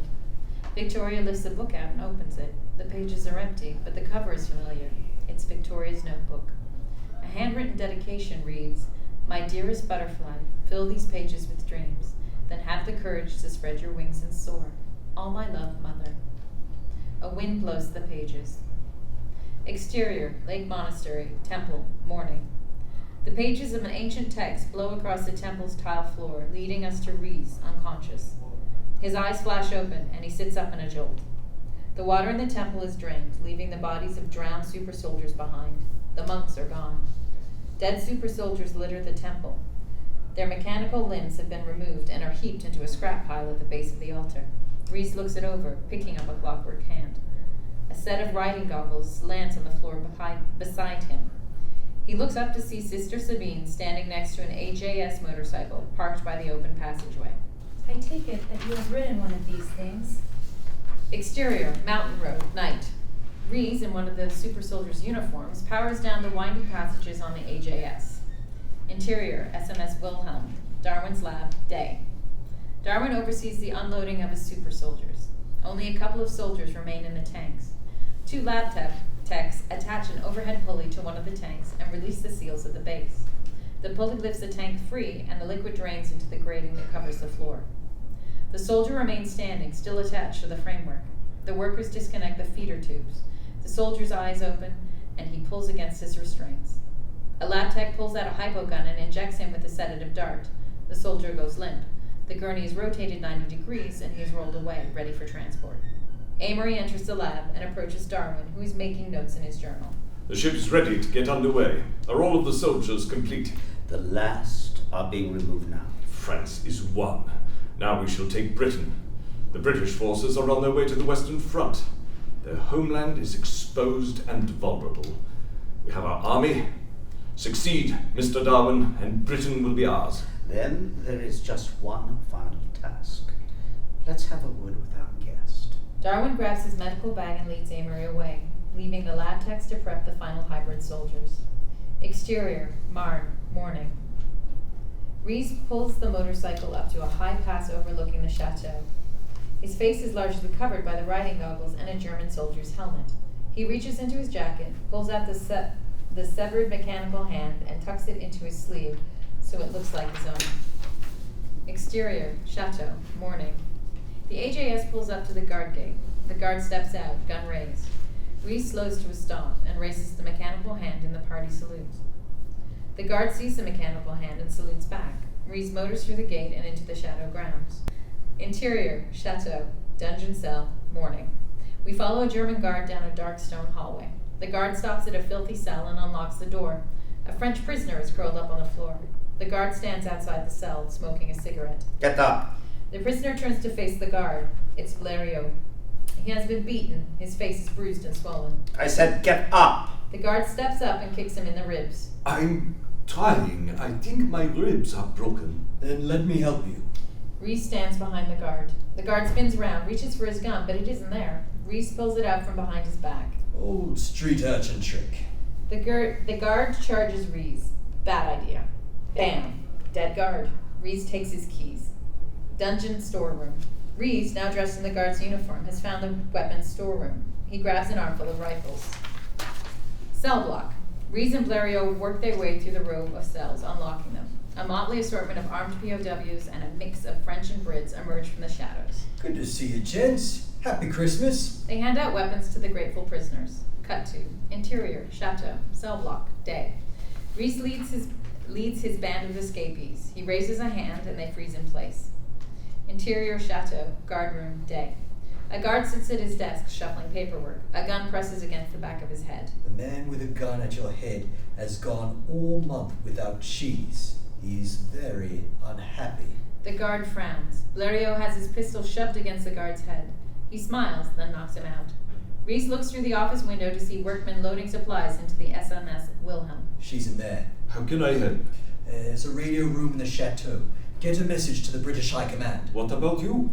Rees races a Luger into the frame. I'm going to save Victoria and then have some tea. Interior. SMS Wilhelm. Darwin's lab. Day. The two lab techs drain the fluid from Victoria's chamber. Her eyes open and desperately look for anything that can help her. She flexes against her restraints. She concentrates on the strap holding her leg down, flexing at the knee. A fraction of a rip appears in the leather restraint. A blast of steam as the pressure on Victoria's chamber is released. The liquid drains from the container as the glass tube is separated from the floor seal. The worker rotates her gurney, pulling out the hypodermic gun to sedate her. In one terrific effort, she flexes her leg, pulling apart the leather that holds it down.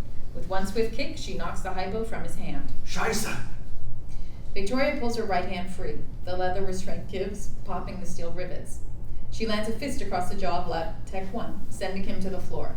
She's machine-like fast, her expression unemotional and detached. Lab Tech 2 draws a hypo gun. Victoria raises her foot and kicks, sending him sailing across the lab where he smashes into one of the glass chambers. Victoria pulls her other hand free. Lab Tech 1 is back on his feet, hypo gun in hand. But Victoria's gone. One of the pulley hooks drops down from above him, grabs hold of him and pulls him into the air. He flails uncontrollably on his way towards the ceiling and smashes into the pulley wheel.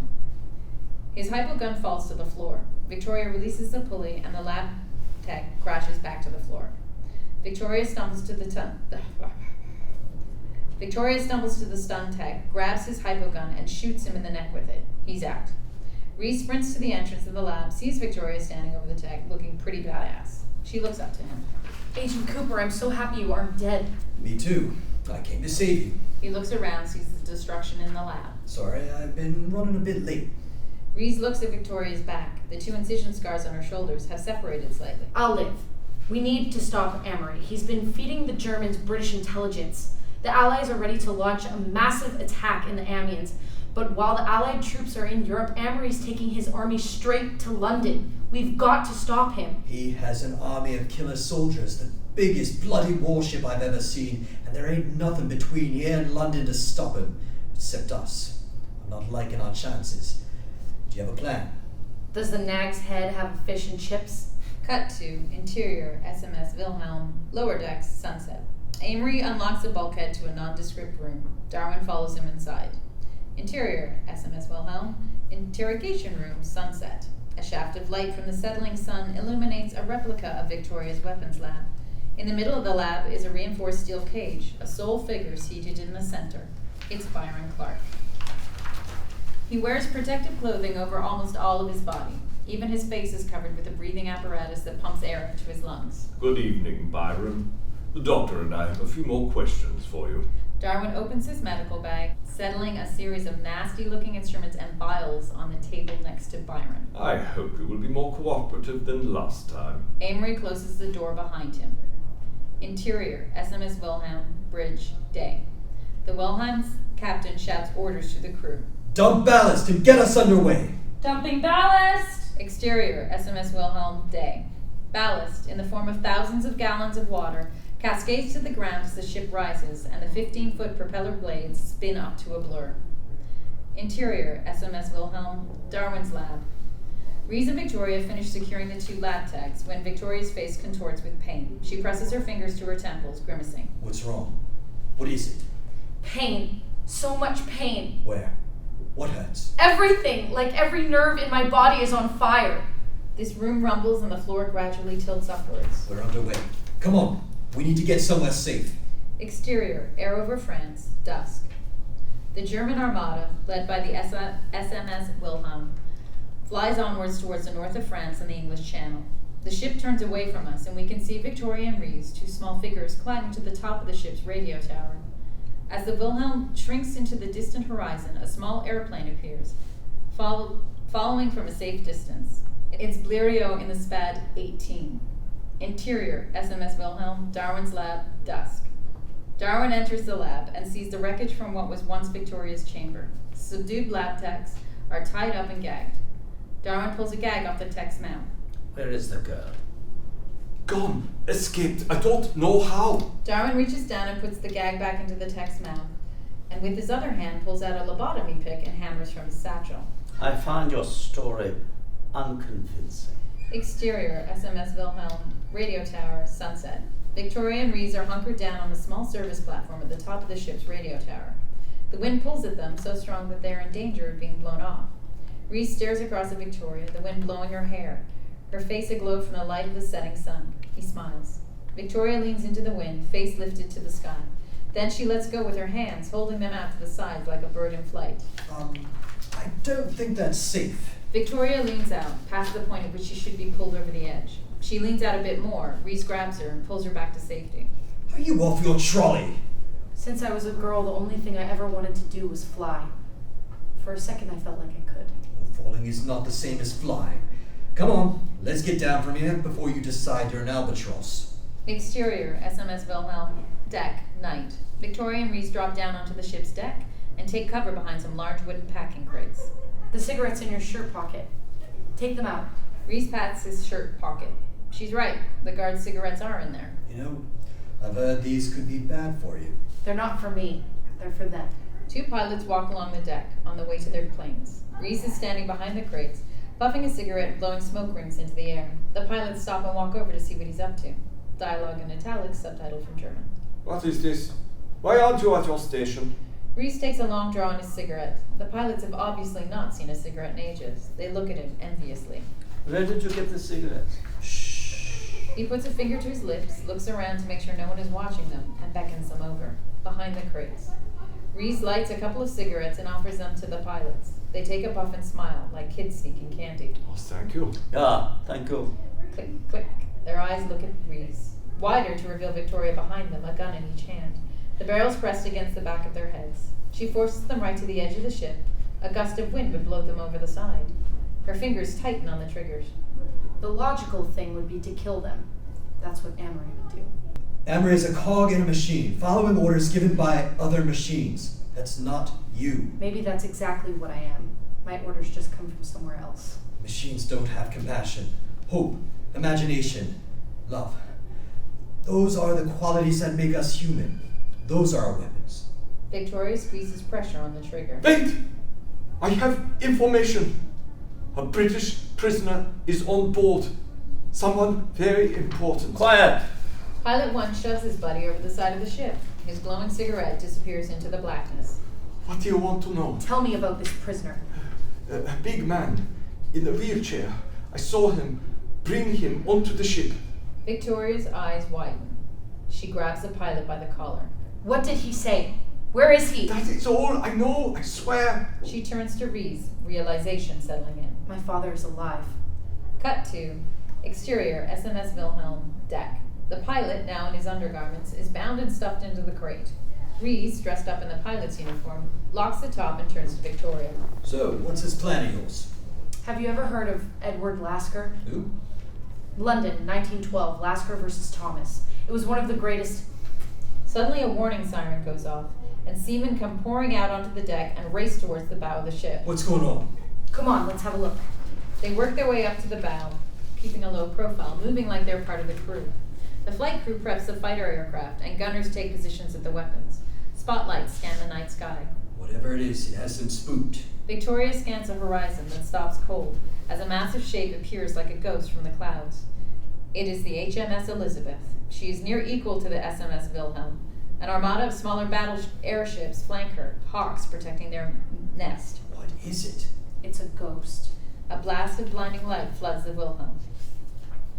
The Wilhelm's engines come to stop as two giant airships face off in the sky above the English Channel, equals in the sky. By all measures, it's a standoff. A voice echoes out over a loudspeaker.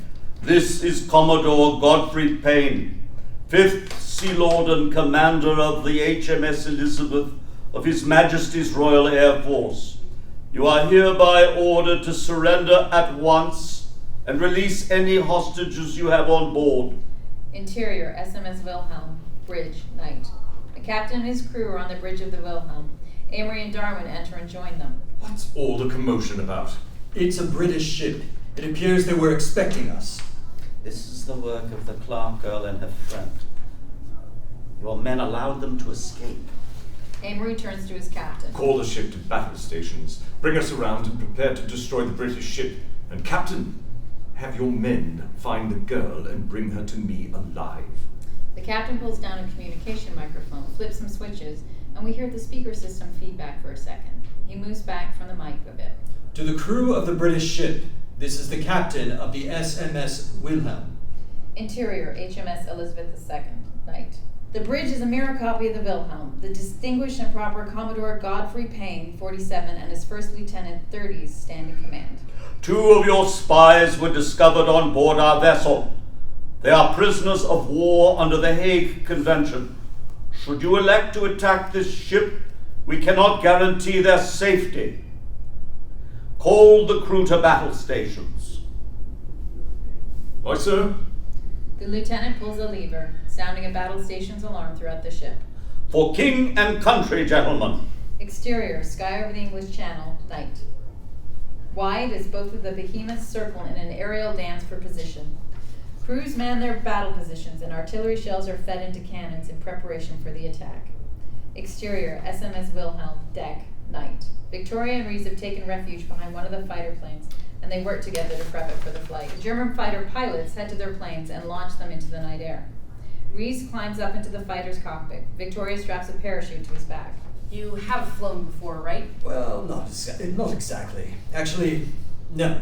But there are only a few levers and buttons. How hard can it be? Victoria points out the various controls. Push this one, pull that one, and if you get shot, jump. Push, pull, jump. Got it. See? You're a natural. Get to the Elizabeth and warn them about Amory. Right. Wait, what about you? We have reinforcements. This changes everything. My father is somewhere on this ship. I have to find him. Victoria, She turns to him, waiting. be careful. Check. Don't die. A beat later, Rees' planes rolls down the carrier's runway, just another German fighter taking to the sky. Exterior, sky above the English Channel, the battle, night. This is like a naval battle in 3 dimensions, as the ships maneuver for superior position based on wind and air currents. The Wilhelm launches the first attack, opening fire on the Elizabeth. The British crew returns fire, resulting in carnage and destruction on each side. After the initial volley, the 2 ships pass each other, then turn, maneuvering for position to strike again. German W-29s and British F-4 buzzards tangle in the skies as they pass through the hunting searchlights. One of the German fighters is hit, trailing a thick steam of oily smoke as it spirals to the sea below. A cheer from the Elizabeth celebrates the kill. Exterior, SMS Wilhelm. Deck, night. Victoria watches a plane go down in flames, concerned that it could have been Rees. An officer sees her and barks an order. Get your station!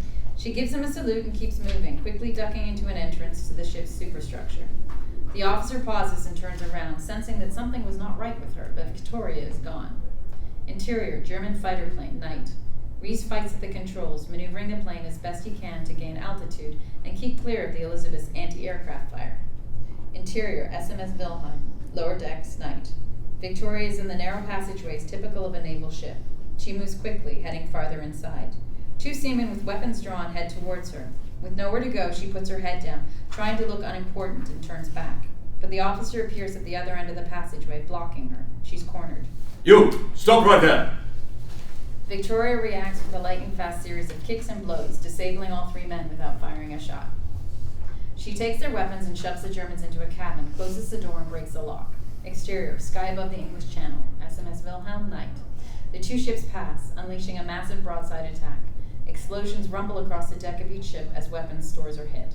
Bodies are thrown into the air and over the side, disappearing into the black night.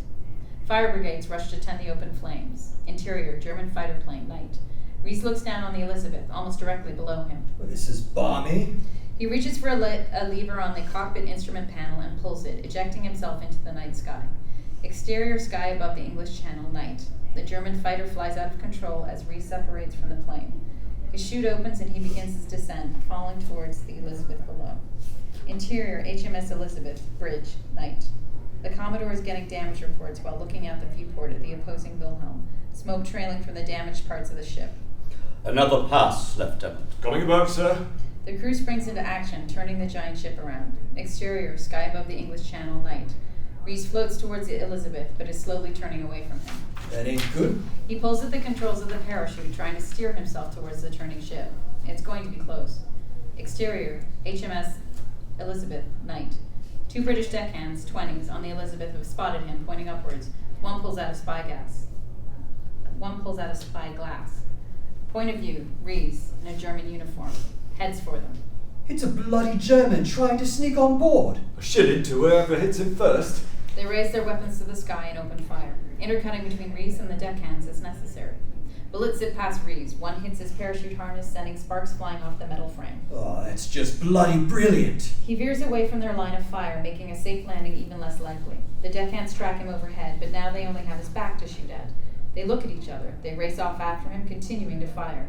Rees careens towards the stern of the Elizabeth, closer and closer, with just feet to spare. No, oh, blinking hell! The deckhands hear him yelling as he passes right above them, his accent obviously British. Rees hits and skids across the deck, his momentum dragging him towards the edge. Damn! And then over the back of the runway, falling into the abyss, the parachute trails above him. He stops with a jolt, on Rees. He looks up to see the deckhands staring at him. They have grabbed the parachute at the last second, stopping his fall. Gordon Bennett! We didn't know you was one of ours, mate. Rees doesn't feel so well. He looks down to his shoulder where a red patch of blood is spreading out from a bullet hole in his flight suit. Well done, chaps. Well done indeed. And he passes out. Interior, SMS Wilhelm, lower decks. Victoria continues down the passage. She passes what appears to be a nondescript door. Something stops her. We hear what she hears, a faint humming, a tune almost imperceptible, a waltz. The blood drains from her face. Victoria kicks the door open. Interior, SMS Wilhelm, interrogation room. Bryon is still secured in his interrogation cage. He's barely alive, worse from his previous encounter with Amory and Darwin. With what energy he has left, he softly hums a gentle waltz. Victoria hesitates, shaken. She takes a few tentative steps forward. Please, no more questions. Victoria rushes to her father, pulls at the bars of the cell. She's frantic, in tears. She kicks the lock off the door and pulls Byron's wheelchair from his cell. Daddy, you're alive. I knew it. I felt it. Byron's eyes struggle to lock onto Victoria. What little skin we can see is damaged with scar tissue. He takes a deep, ragged breath. When he speaks, it is with an artificial voice, broken, mechanical. Little butterfly, knew you would come. Oh, Daddy, what have they done to you? I need to get you out of here. Byron shakes his head. Told me, kill you. Had to tell them everything. Technology, weapons, weaknesses, what they did. My fault. Stop them. Too late. The ship rumbles from the battle raging outside. Victoria is tortured by the choice she must make. I found you. Don't ask me to do this. Catherine gave you wings. Now go. Fly. I left you behind once. I won't do it again. I need to get you someplace safe. I can get you out of here. Let someone else fight this battle. I'm only human. I can't do this. Not about what you can do, what you must do. Resigned, Victoria nods. She knows what she has to do. Interior, SMS Wilhelm. Lower decks, night. Victoria is no longer dressed like a German pilot. She's dressed for war. Fully outfitted and armed with the weapons from the lab, Joan of Arc's sword in hand. She heads back into the ship. Interior, SMS Wilhelm, bridge, night. Amory stands at the viewport, staring out at the Elizabeth. Herr Amory, you realize the stakes. We cannot afford to lose in a shooting match with this British ship. Then I suggest you don't lose. The captain bristles at the thought. Bring us within 100 meters. The officers glance nervously at the captain. You heard me correctly. We end this now. Interior, SMS Wilhelm, lower decks. Victoria stands in front of the bulkhead door that looks like it must open a bank vault. Multiple clockwork locking mechanisms protect whatever is inside. She raises her leg and smashes it against the door. Once, twice, harder. Boom. Interior, cargo bay. The steel bulkhead door crashes inwards. Victoria emerges into a giant cargo hold. Inside, bunks hold hundreds of hybrid soldiers, lining the walls.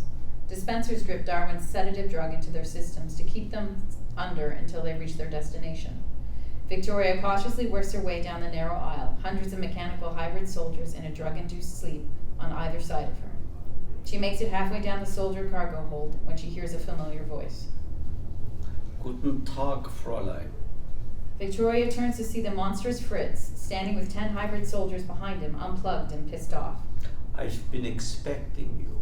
Fritz swings, but though he's bigger and stronger, he isn't as fast. Victoria ducks his punch and lands one of her own right across his jaw. Fritz wipes the blood off in the corner of his mouth and sneers. Are you going to stand there, or are we going to dance? Fritz attacks. Victoria gives it every ounce of effort, but she's being beaten. Fritz lands a mean punch that sends her to her knees, gasping in pain. She tries to stand. His fists come at her again, knocking her back to the ground. Victoria is on her knees, head down, completely spent. Cut to. Exterior, sky above the English Channel, SMS Wilhelm. Wide on the field of battle, as the Wilhelm makes a broad, arching turn towards the Elizabeth. The Wilhelm adjusts course to come far closer than it has on the previous passes. Interior, HMS Elizabeth, night. The officers realize what is happening. You're coming bloody close this time, sir. Give them everything we have. Exterior, sky above the English Channel, night. The two ships approach each other, so close that each can see the crew of the other ship. As soon as their bows align, the firing starts. A wave of cannon shells, machine gun and small arms rounds rippling from the bow to the stern. Exterior, both ships intercut, night. All hell breaks loose on deck. Explosions, fires, men taking gunfire. Interior, SMS Wilhelm, cargo hold. Fritz towers over the defeated Victoria. He takes out his pistol, pointing it at her head. Go ahead and beg. Perhaps I will feel sorry for you. Fritz can't see that Victoria has a sword strapped on her back. I don't beg. Boom, the cargo hold shudders as the shockwave from the battle rips through the hull.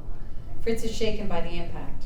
The lights flicker and go out, sending the hold on into darkness. The hybrid soldier opened fire. Blam, blam, blam, as muzzle flashes illuminate the scene. Bursts of orange reveal Victoria, sword in hand, slashing at hybrids in the dark. Roars of anger, cries of pain, bullet impacts, bodies falling. The lights flicker again as power is restored. Victoria stands with a bloodied sword. A dozen hybrid soldiers lay dead, but not Fritz. Fritz is still right in front of her, splattered with blood. He holds his pistol at her head. And now you are mine. Victoria lowers her sword. But I'm not yours. I'm the Kaiser's. Or have you forgotten your orders? Fritz hesitates, not sure what to do. Frustrated, he points the pistol down at her mechanical leg and fires. Electrical discharge races across her body. Fritz fires again, and her world goes black. Exterior, sky above the English Channel, night. The ships clear each other, two smoking wrecks. Both have sustained tremendous damage. Interior, HMS Elizabeth, night. Damage reports are flowing in. A defeated Commodore Payne, surrounded by his officers, issues emergency orders. The rear hydrogen chamber is breached, sir. She's not going to hold on long. Dump all rear ballast, Lieutenant, and begin to dump forward hydrogen to keep her level. Sir, that will take us down. The Germans will finish us. Get the men into the lifeboats. If the Germans try to board, I will detonate the hydrogen chambers. Better the sea takes her. Aye, sir. Rees bursts into the bridge. What's the meaning of this? Rees Cooper, Section 6. Victoria Clark is still on board that ship. She needs more time. Jettison everything that isn't essential. That should buy her a bit of time. I hope she knows what she's doing. She has a plan. Something about Edward Lasker, whoever that is. Edward Lasker versus George Thomas, London, 1912. Lasker sacrificed his queen to win the match.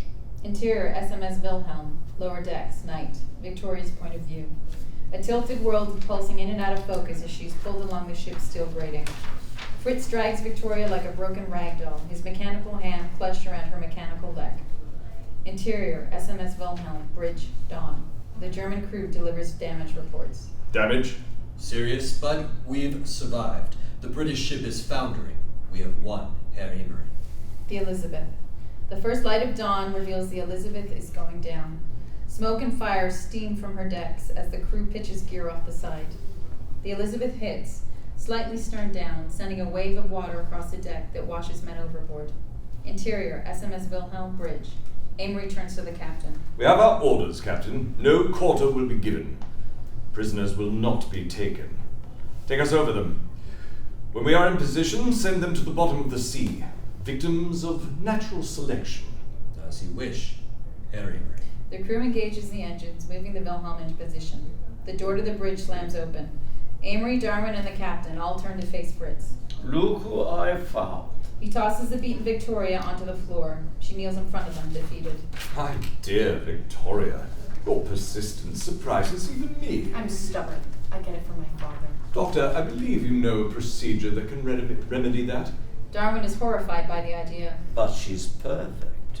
Fritz points his pistol at Darwin's head. I have my orders. Now you have yours. Do it. Darwin opens the lobotomy kit, removes the pick and hammer. Fritz grabs Victoria's hair, pulling her head back while keeping his pistol trained on Darwin. Don't be afraid. It's quite painless.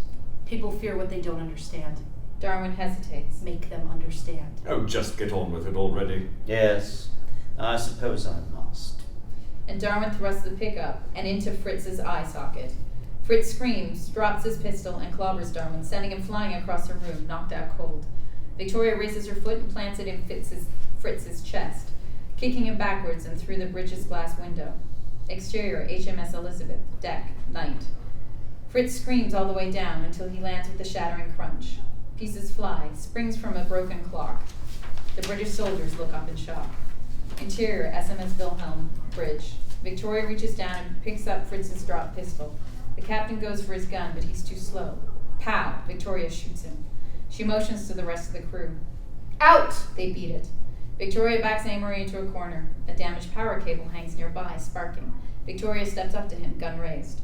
It's over. Take the ship down. Easier said than done. It appears you've killed the captain. She glances over to see the dead captain on the floor. As she does, Amory grabs the electrical cable and shoves it into Victoria's chest. She's blown backwards from the shock. The surge of energy spreads from the bridge, overloading the ship's instrumentation. The ship's power goes dead, sending the Wilhelm into a slow descent, heading directly for the Elizabeth below. Amory makes his escape from the bridge. Troublemaking, interfering, annoying child. Victoria. She shakes her head to regroup and forces herself to her feet. She looks out to see that the Wilhelm is on a collision course with the Elizabeth. Crikey! Victoria tries to sort out the controls, but without power, nothing works. Let me try. Entrance to bridge. Victoria turns to see Byron in his mechanical wheelchair. Father. Hurry. No time. I'll get power to controls. You stop Emery. Victoria nods and limps off after Amory. Byron spies the power cable laying on the floor. He reaches down and grabs it and connects it to the battery that powers his life support. The navigation controls come back online, but without power, Byron's breathing support shuts down. He gasps for breath. The life support battery begins to drain fast as we see the power meter begin to fall rapidly. Byron tries to reach the ship's controls, but his body is shutting down. A burnt hand reaches in and grabs the controls. It's Darwin. Let me help.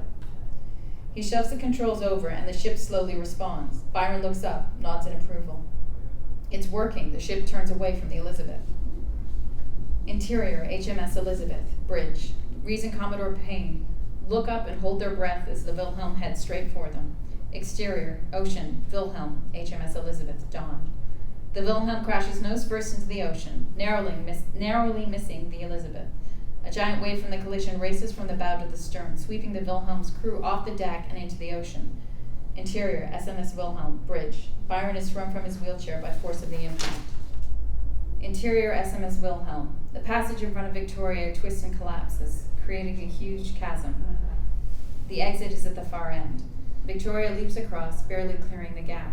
She claws her way up and gets to the exit. Exterior, SMS Wilhelm. Victoria emerges from an exit, but the stairway leading down to the deck has been destroyed in the battle. She sees crew prepping Amory's personal airship, which is docked at the far side of the flight deck. Victoria jumps and lands hard on the deck below. She crumbles from the pain. Interior, HMS Elizabeth, bridge, dawn. Rees looks across the water to the Wilhelm. She's taking too long.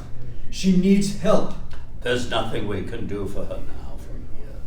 Commodore Payne turns to Rees, but he's gone. Exterior, HMS Elizabeth, deck. Rees runs towards the edge of the ship, and he dives into the ocean, swimming across the gap towards the Wilhelm. Exterior, SMS Wilhelm, flight deck, dawn. Victoria wills herself to get to her feet. A voice rings out from behind her. Clark! Victoria stops and turns to see Amory strapped into the battle walker. He stomps across the deck towards her, the walker's mechanical legs digging into the deck, and arms ablaze with high-powered weapons. Victoria rolls, dodging the incoming barrage of bullets. You can't reverse the clock, Victoria. Once the gears are turning, there's no going back. Adapt or perish. Or fight. The roar of a fighter plane precedes the burst of machine. Gunfire tracking a path up the deck towards Amory. Interior, SPAD 18 cockpit, dawn. Bleriot, grim and determined, fires a stream of lead down at the Wilhelm. Exterior, SMS Wilhelm, flight deck, dawn. The machine gun fire traces up and across Amory and the battle walker, ricocheting off the armored plating. An incredulous but unharmed Amory pivots and fires his weapons at Bleriot's plane, but Bleriot's plane is fast and evades the gunfire. Victoria charges. Amory, in the walker, targets her through mechanical HUD and fires. Round after round hit her in the chest, knocking her back until she finally collapses. Victoria, laying on the ground, groaning in pain. She's hunched over, unable to stand. Amory stomps up to her, a machine gun aimed right at her. Stubborn, arrogant girl. You've lost, and now we finally see what you really are. A weak, lonely child who misses her daddy. Victoria looks up at Amory. You obviously don't know me very well. She stands, and the slugs from his gunfire drop harmlessly to the deck, stopped by her bulletproof body armor. Victoria grimaces with intense pain. As the seams on the back of her shirt rip apart, the incision scars on her back tear open and a pair of biomechanical wings emerge. Victoria lets out another primal roar as the wings spread open to their full span. These are like the arrow wings, but they have been fused into her anatomy, just like her mechanical leg. Bio wings. Victoria focuses intensely on her damaged mechanical leg. The broken gears realign as muscle and tendons wrap around them and self-repair the damage. The final stage in Victoria's transformation is complete. Victoria turns to face Amory. She's been reborn, tapping into a new reserve of strength and power. This is what I am. This is what you've created. Victoria takes a powerful leap off the deck and is airborne. Amory searches frantically for her, trying to target her through the HUD. His vision is blinded by the rising sun until a dark shape eclipses the light. The biowings unfold and Victoria becomes a gigantic bird of prey, soaring through the morning sky. She dives right at him. Victoria slams into Amory, sending them both tumbling. They roll to a stop at the stern of the ship. Amory stands and raises his guns, trying to take aim, but Victoria is in close, fighting hand to hand. She fends off the battle walker's guns with a series of blocks and kicks that drive Amory backwards, step by step, to the ship's stern rail. With each blow, Victoria grows stronger. The angrier she gets, the more her body transforms into a massive hybrid soldier. She pounds him repeatedly, bending the steel of the battle walker beneath her savage blows until Amory is on his knees. Nowhere left to go, Amory. No one left to kill. Foolish girl. There is always someone left to kill. He raises his guns, but Victoria swats them away like toys. You're right. Victoria grabs the frame of the battle walker and lifts it from the deck, holding Amory over the bridge of the ship. Victoria! Rees stands behind her. He deserves to die. He has information we need. Information that could save thousands of lives. She hesitates, holds him teetering over the edge of the ship, a long beat, deciding. She pulls Amory back and tosses him onto the deck. So predictable. What a shame. You could have been so much more. Her wings fold in, retracting into the flesh of her shoulder blades, invisible except for the 2 lines of scar tissue. As her rage subdues, her mechanically enhanced body returns to normal. I'm fine just the way I am. Suddenly the sea behind the ship roils, and a metal groan trembles through the ship. And massive tentacled arms reach from the depths of the ocean and uncoil on the ship's stern deck. Algernon! Another huge tentacle wraps around the battle walker, making it impossible for Amory to move. And then they pull Amory over the side. Amory desperately grabs for anything he can. He lashes out at Victoria and grabs her by the leg with the battle walker's mechanical arm, pulling Victoria over the stern of the ship with him. Victoria wraps her arm over a stanchion to keep from being dragged overboard.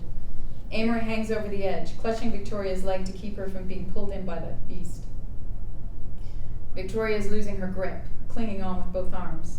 The stanchion bends under their weight as the creature's tentacles wrap and pull at the battle walker. If I go, you go with me. The stanchion is about to break. She has other plans. Victoria looks up to see Rees holding the Joan of Arc sword. He swings it down onto the battle walker's mechanical arm, splitting the metal in half. Exterior, ocean, dawn. Amory screams as he and the armless battle walker are dragged by the creature into the turbulent ocean below. Exterior, SMS Wilhelm, flight deck. Rees pulls Victoria onto the deck of the ship. It's good to see you, Agent Cooper. It's always beer and Skittles with you, Miss Clark.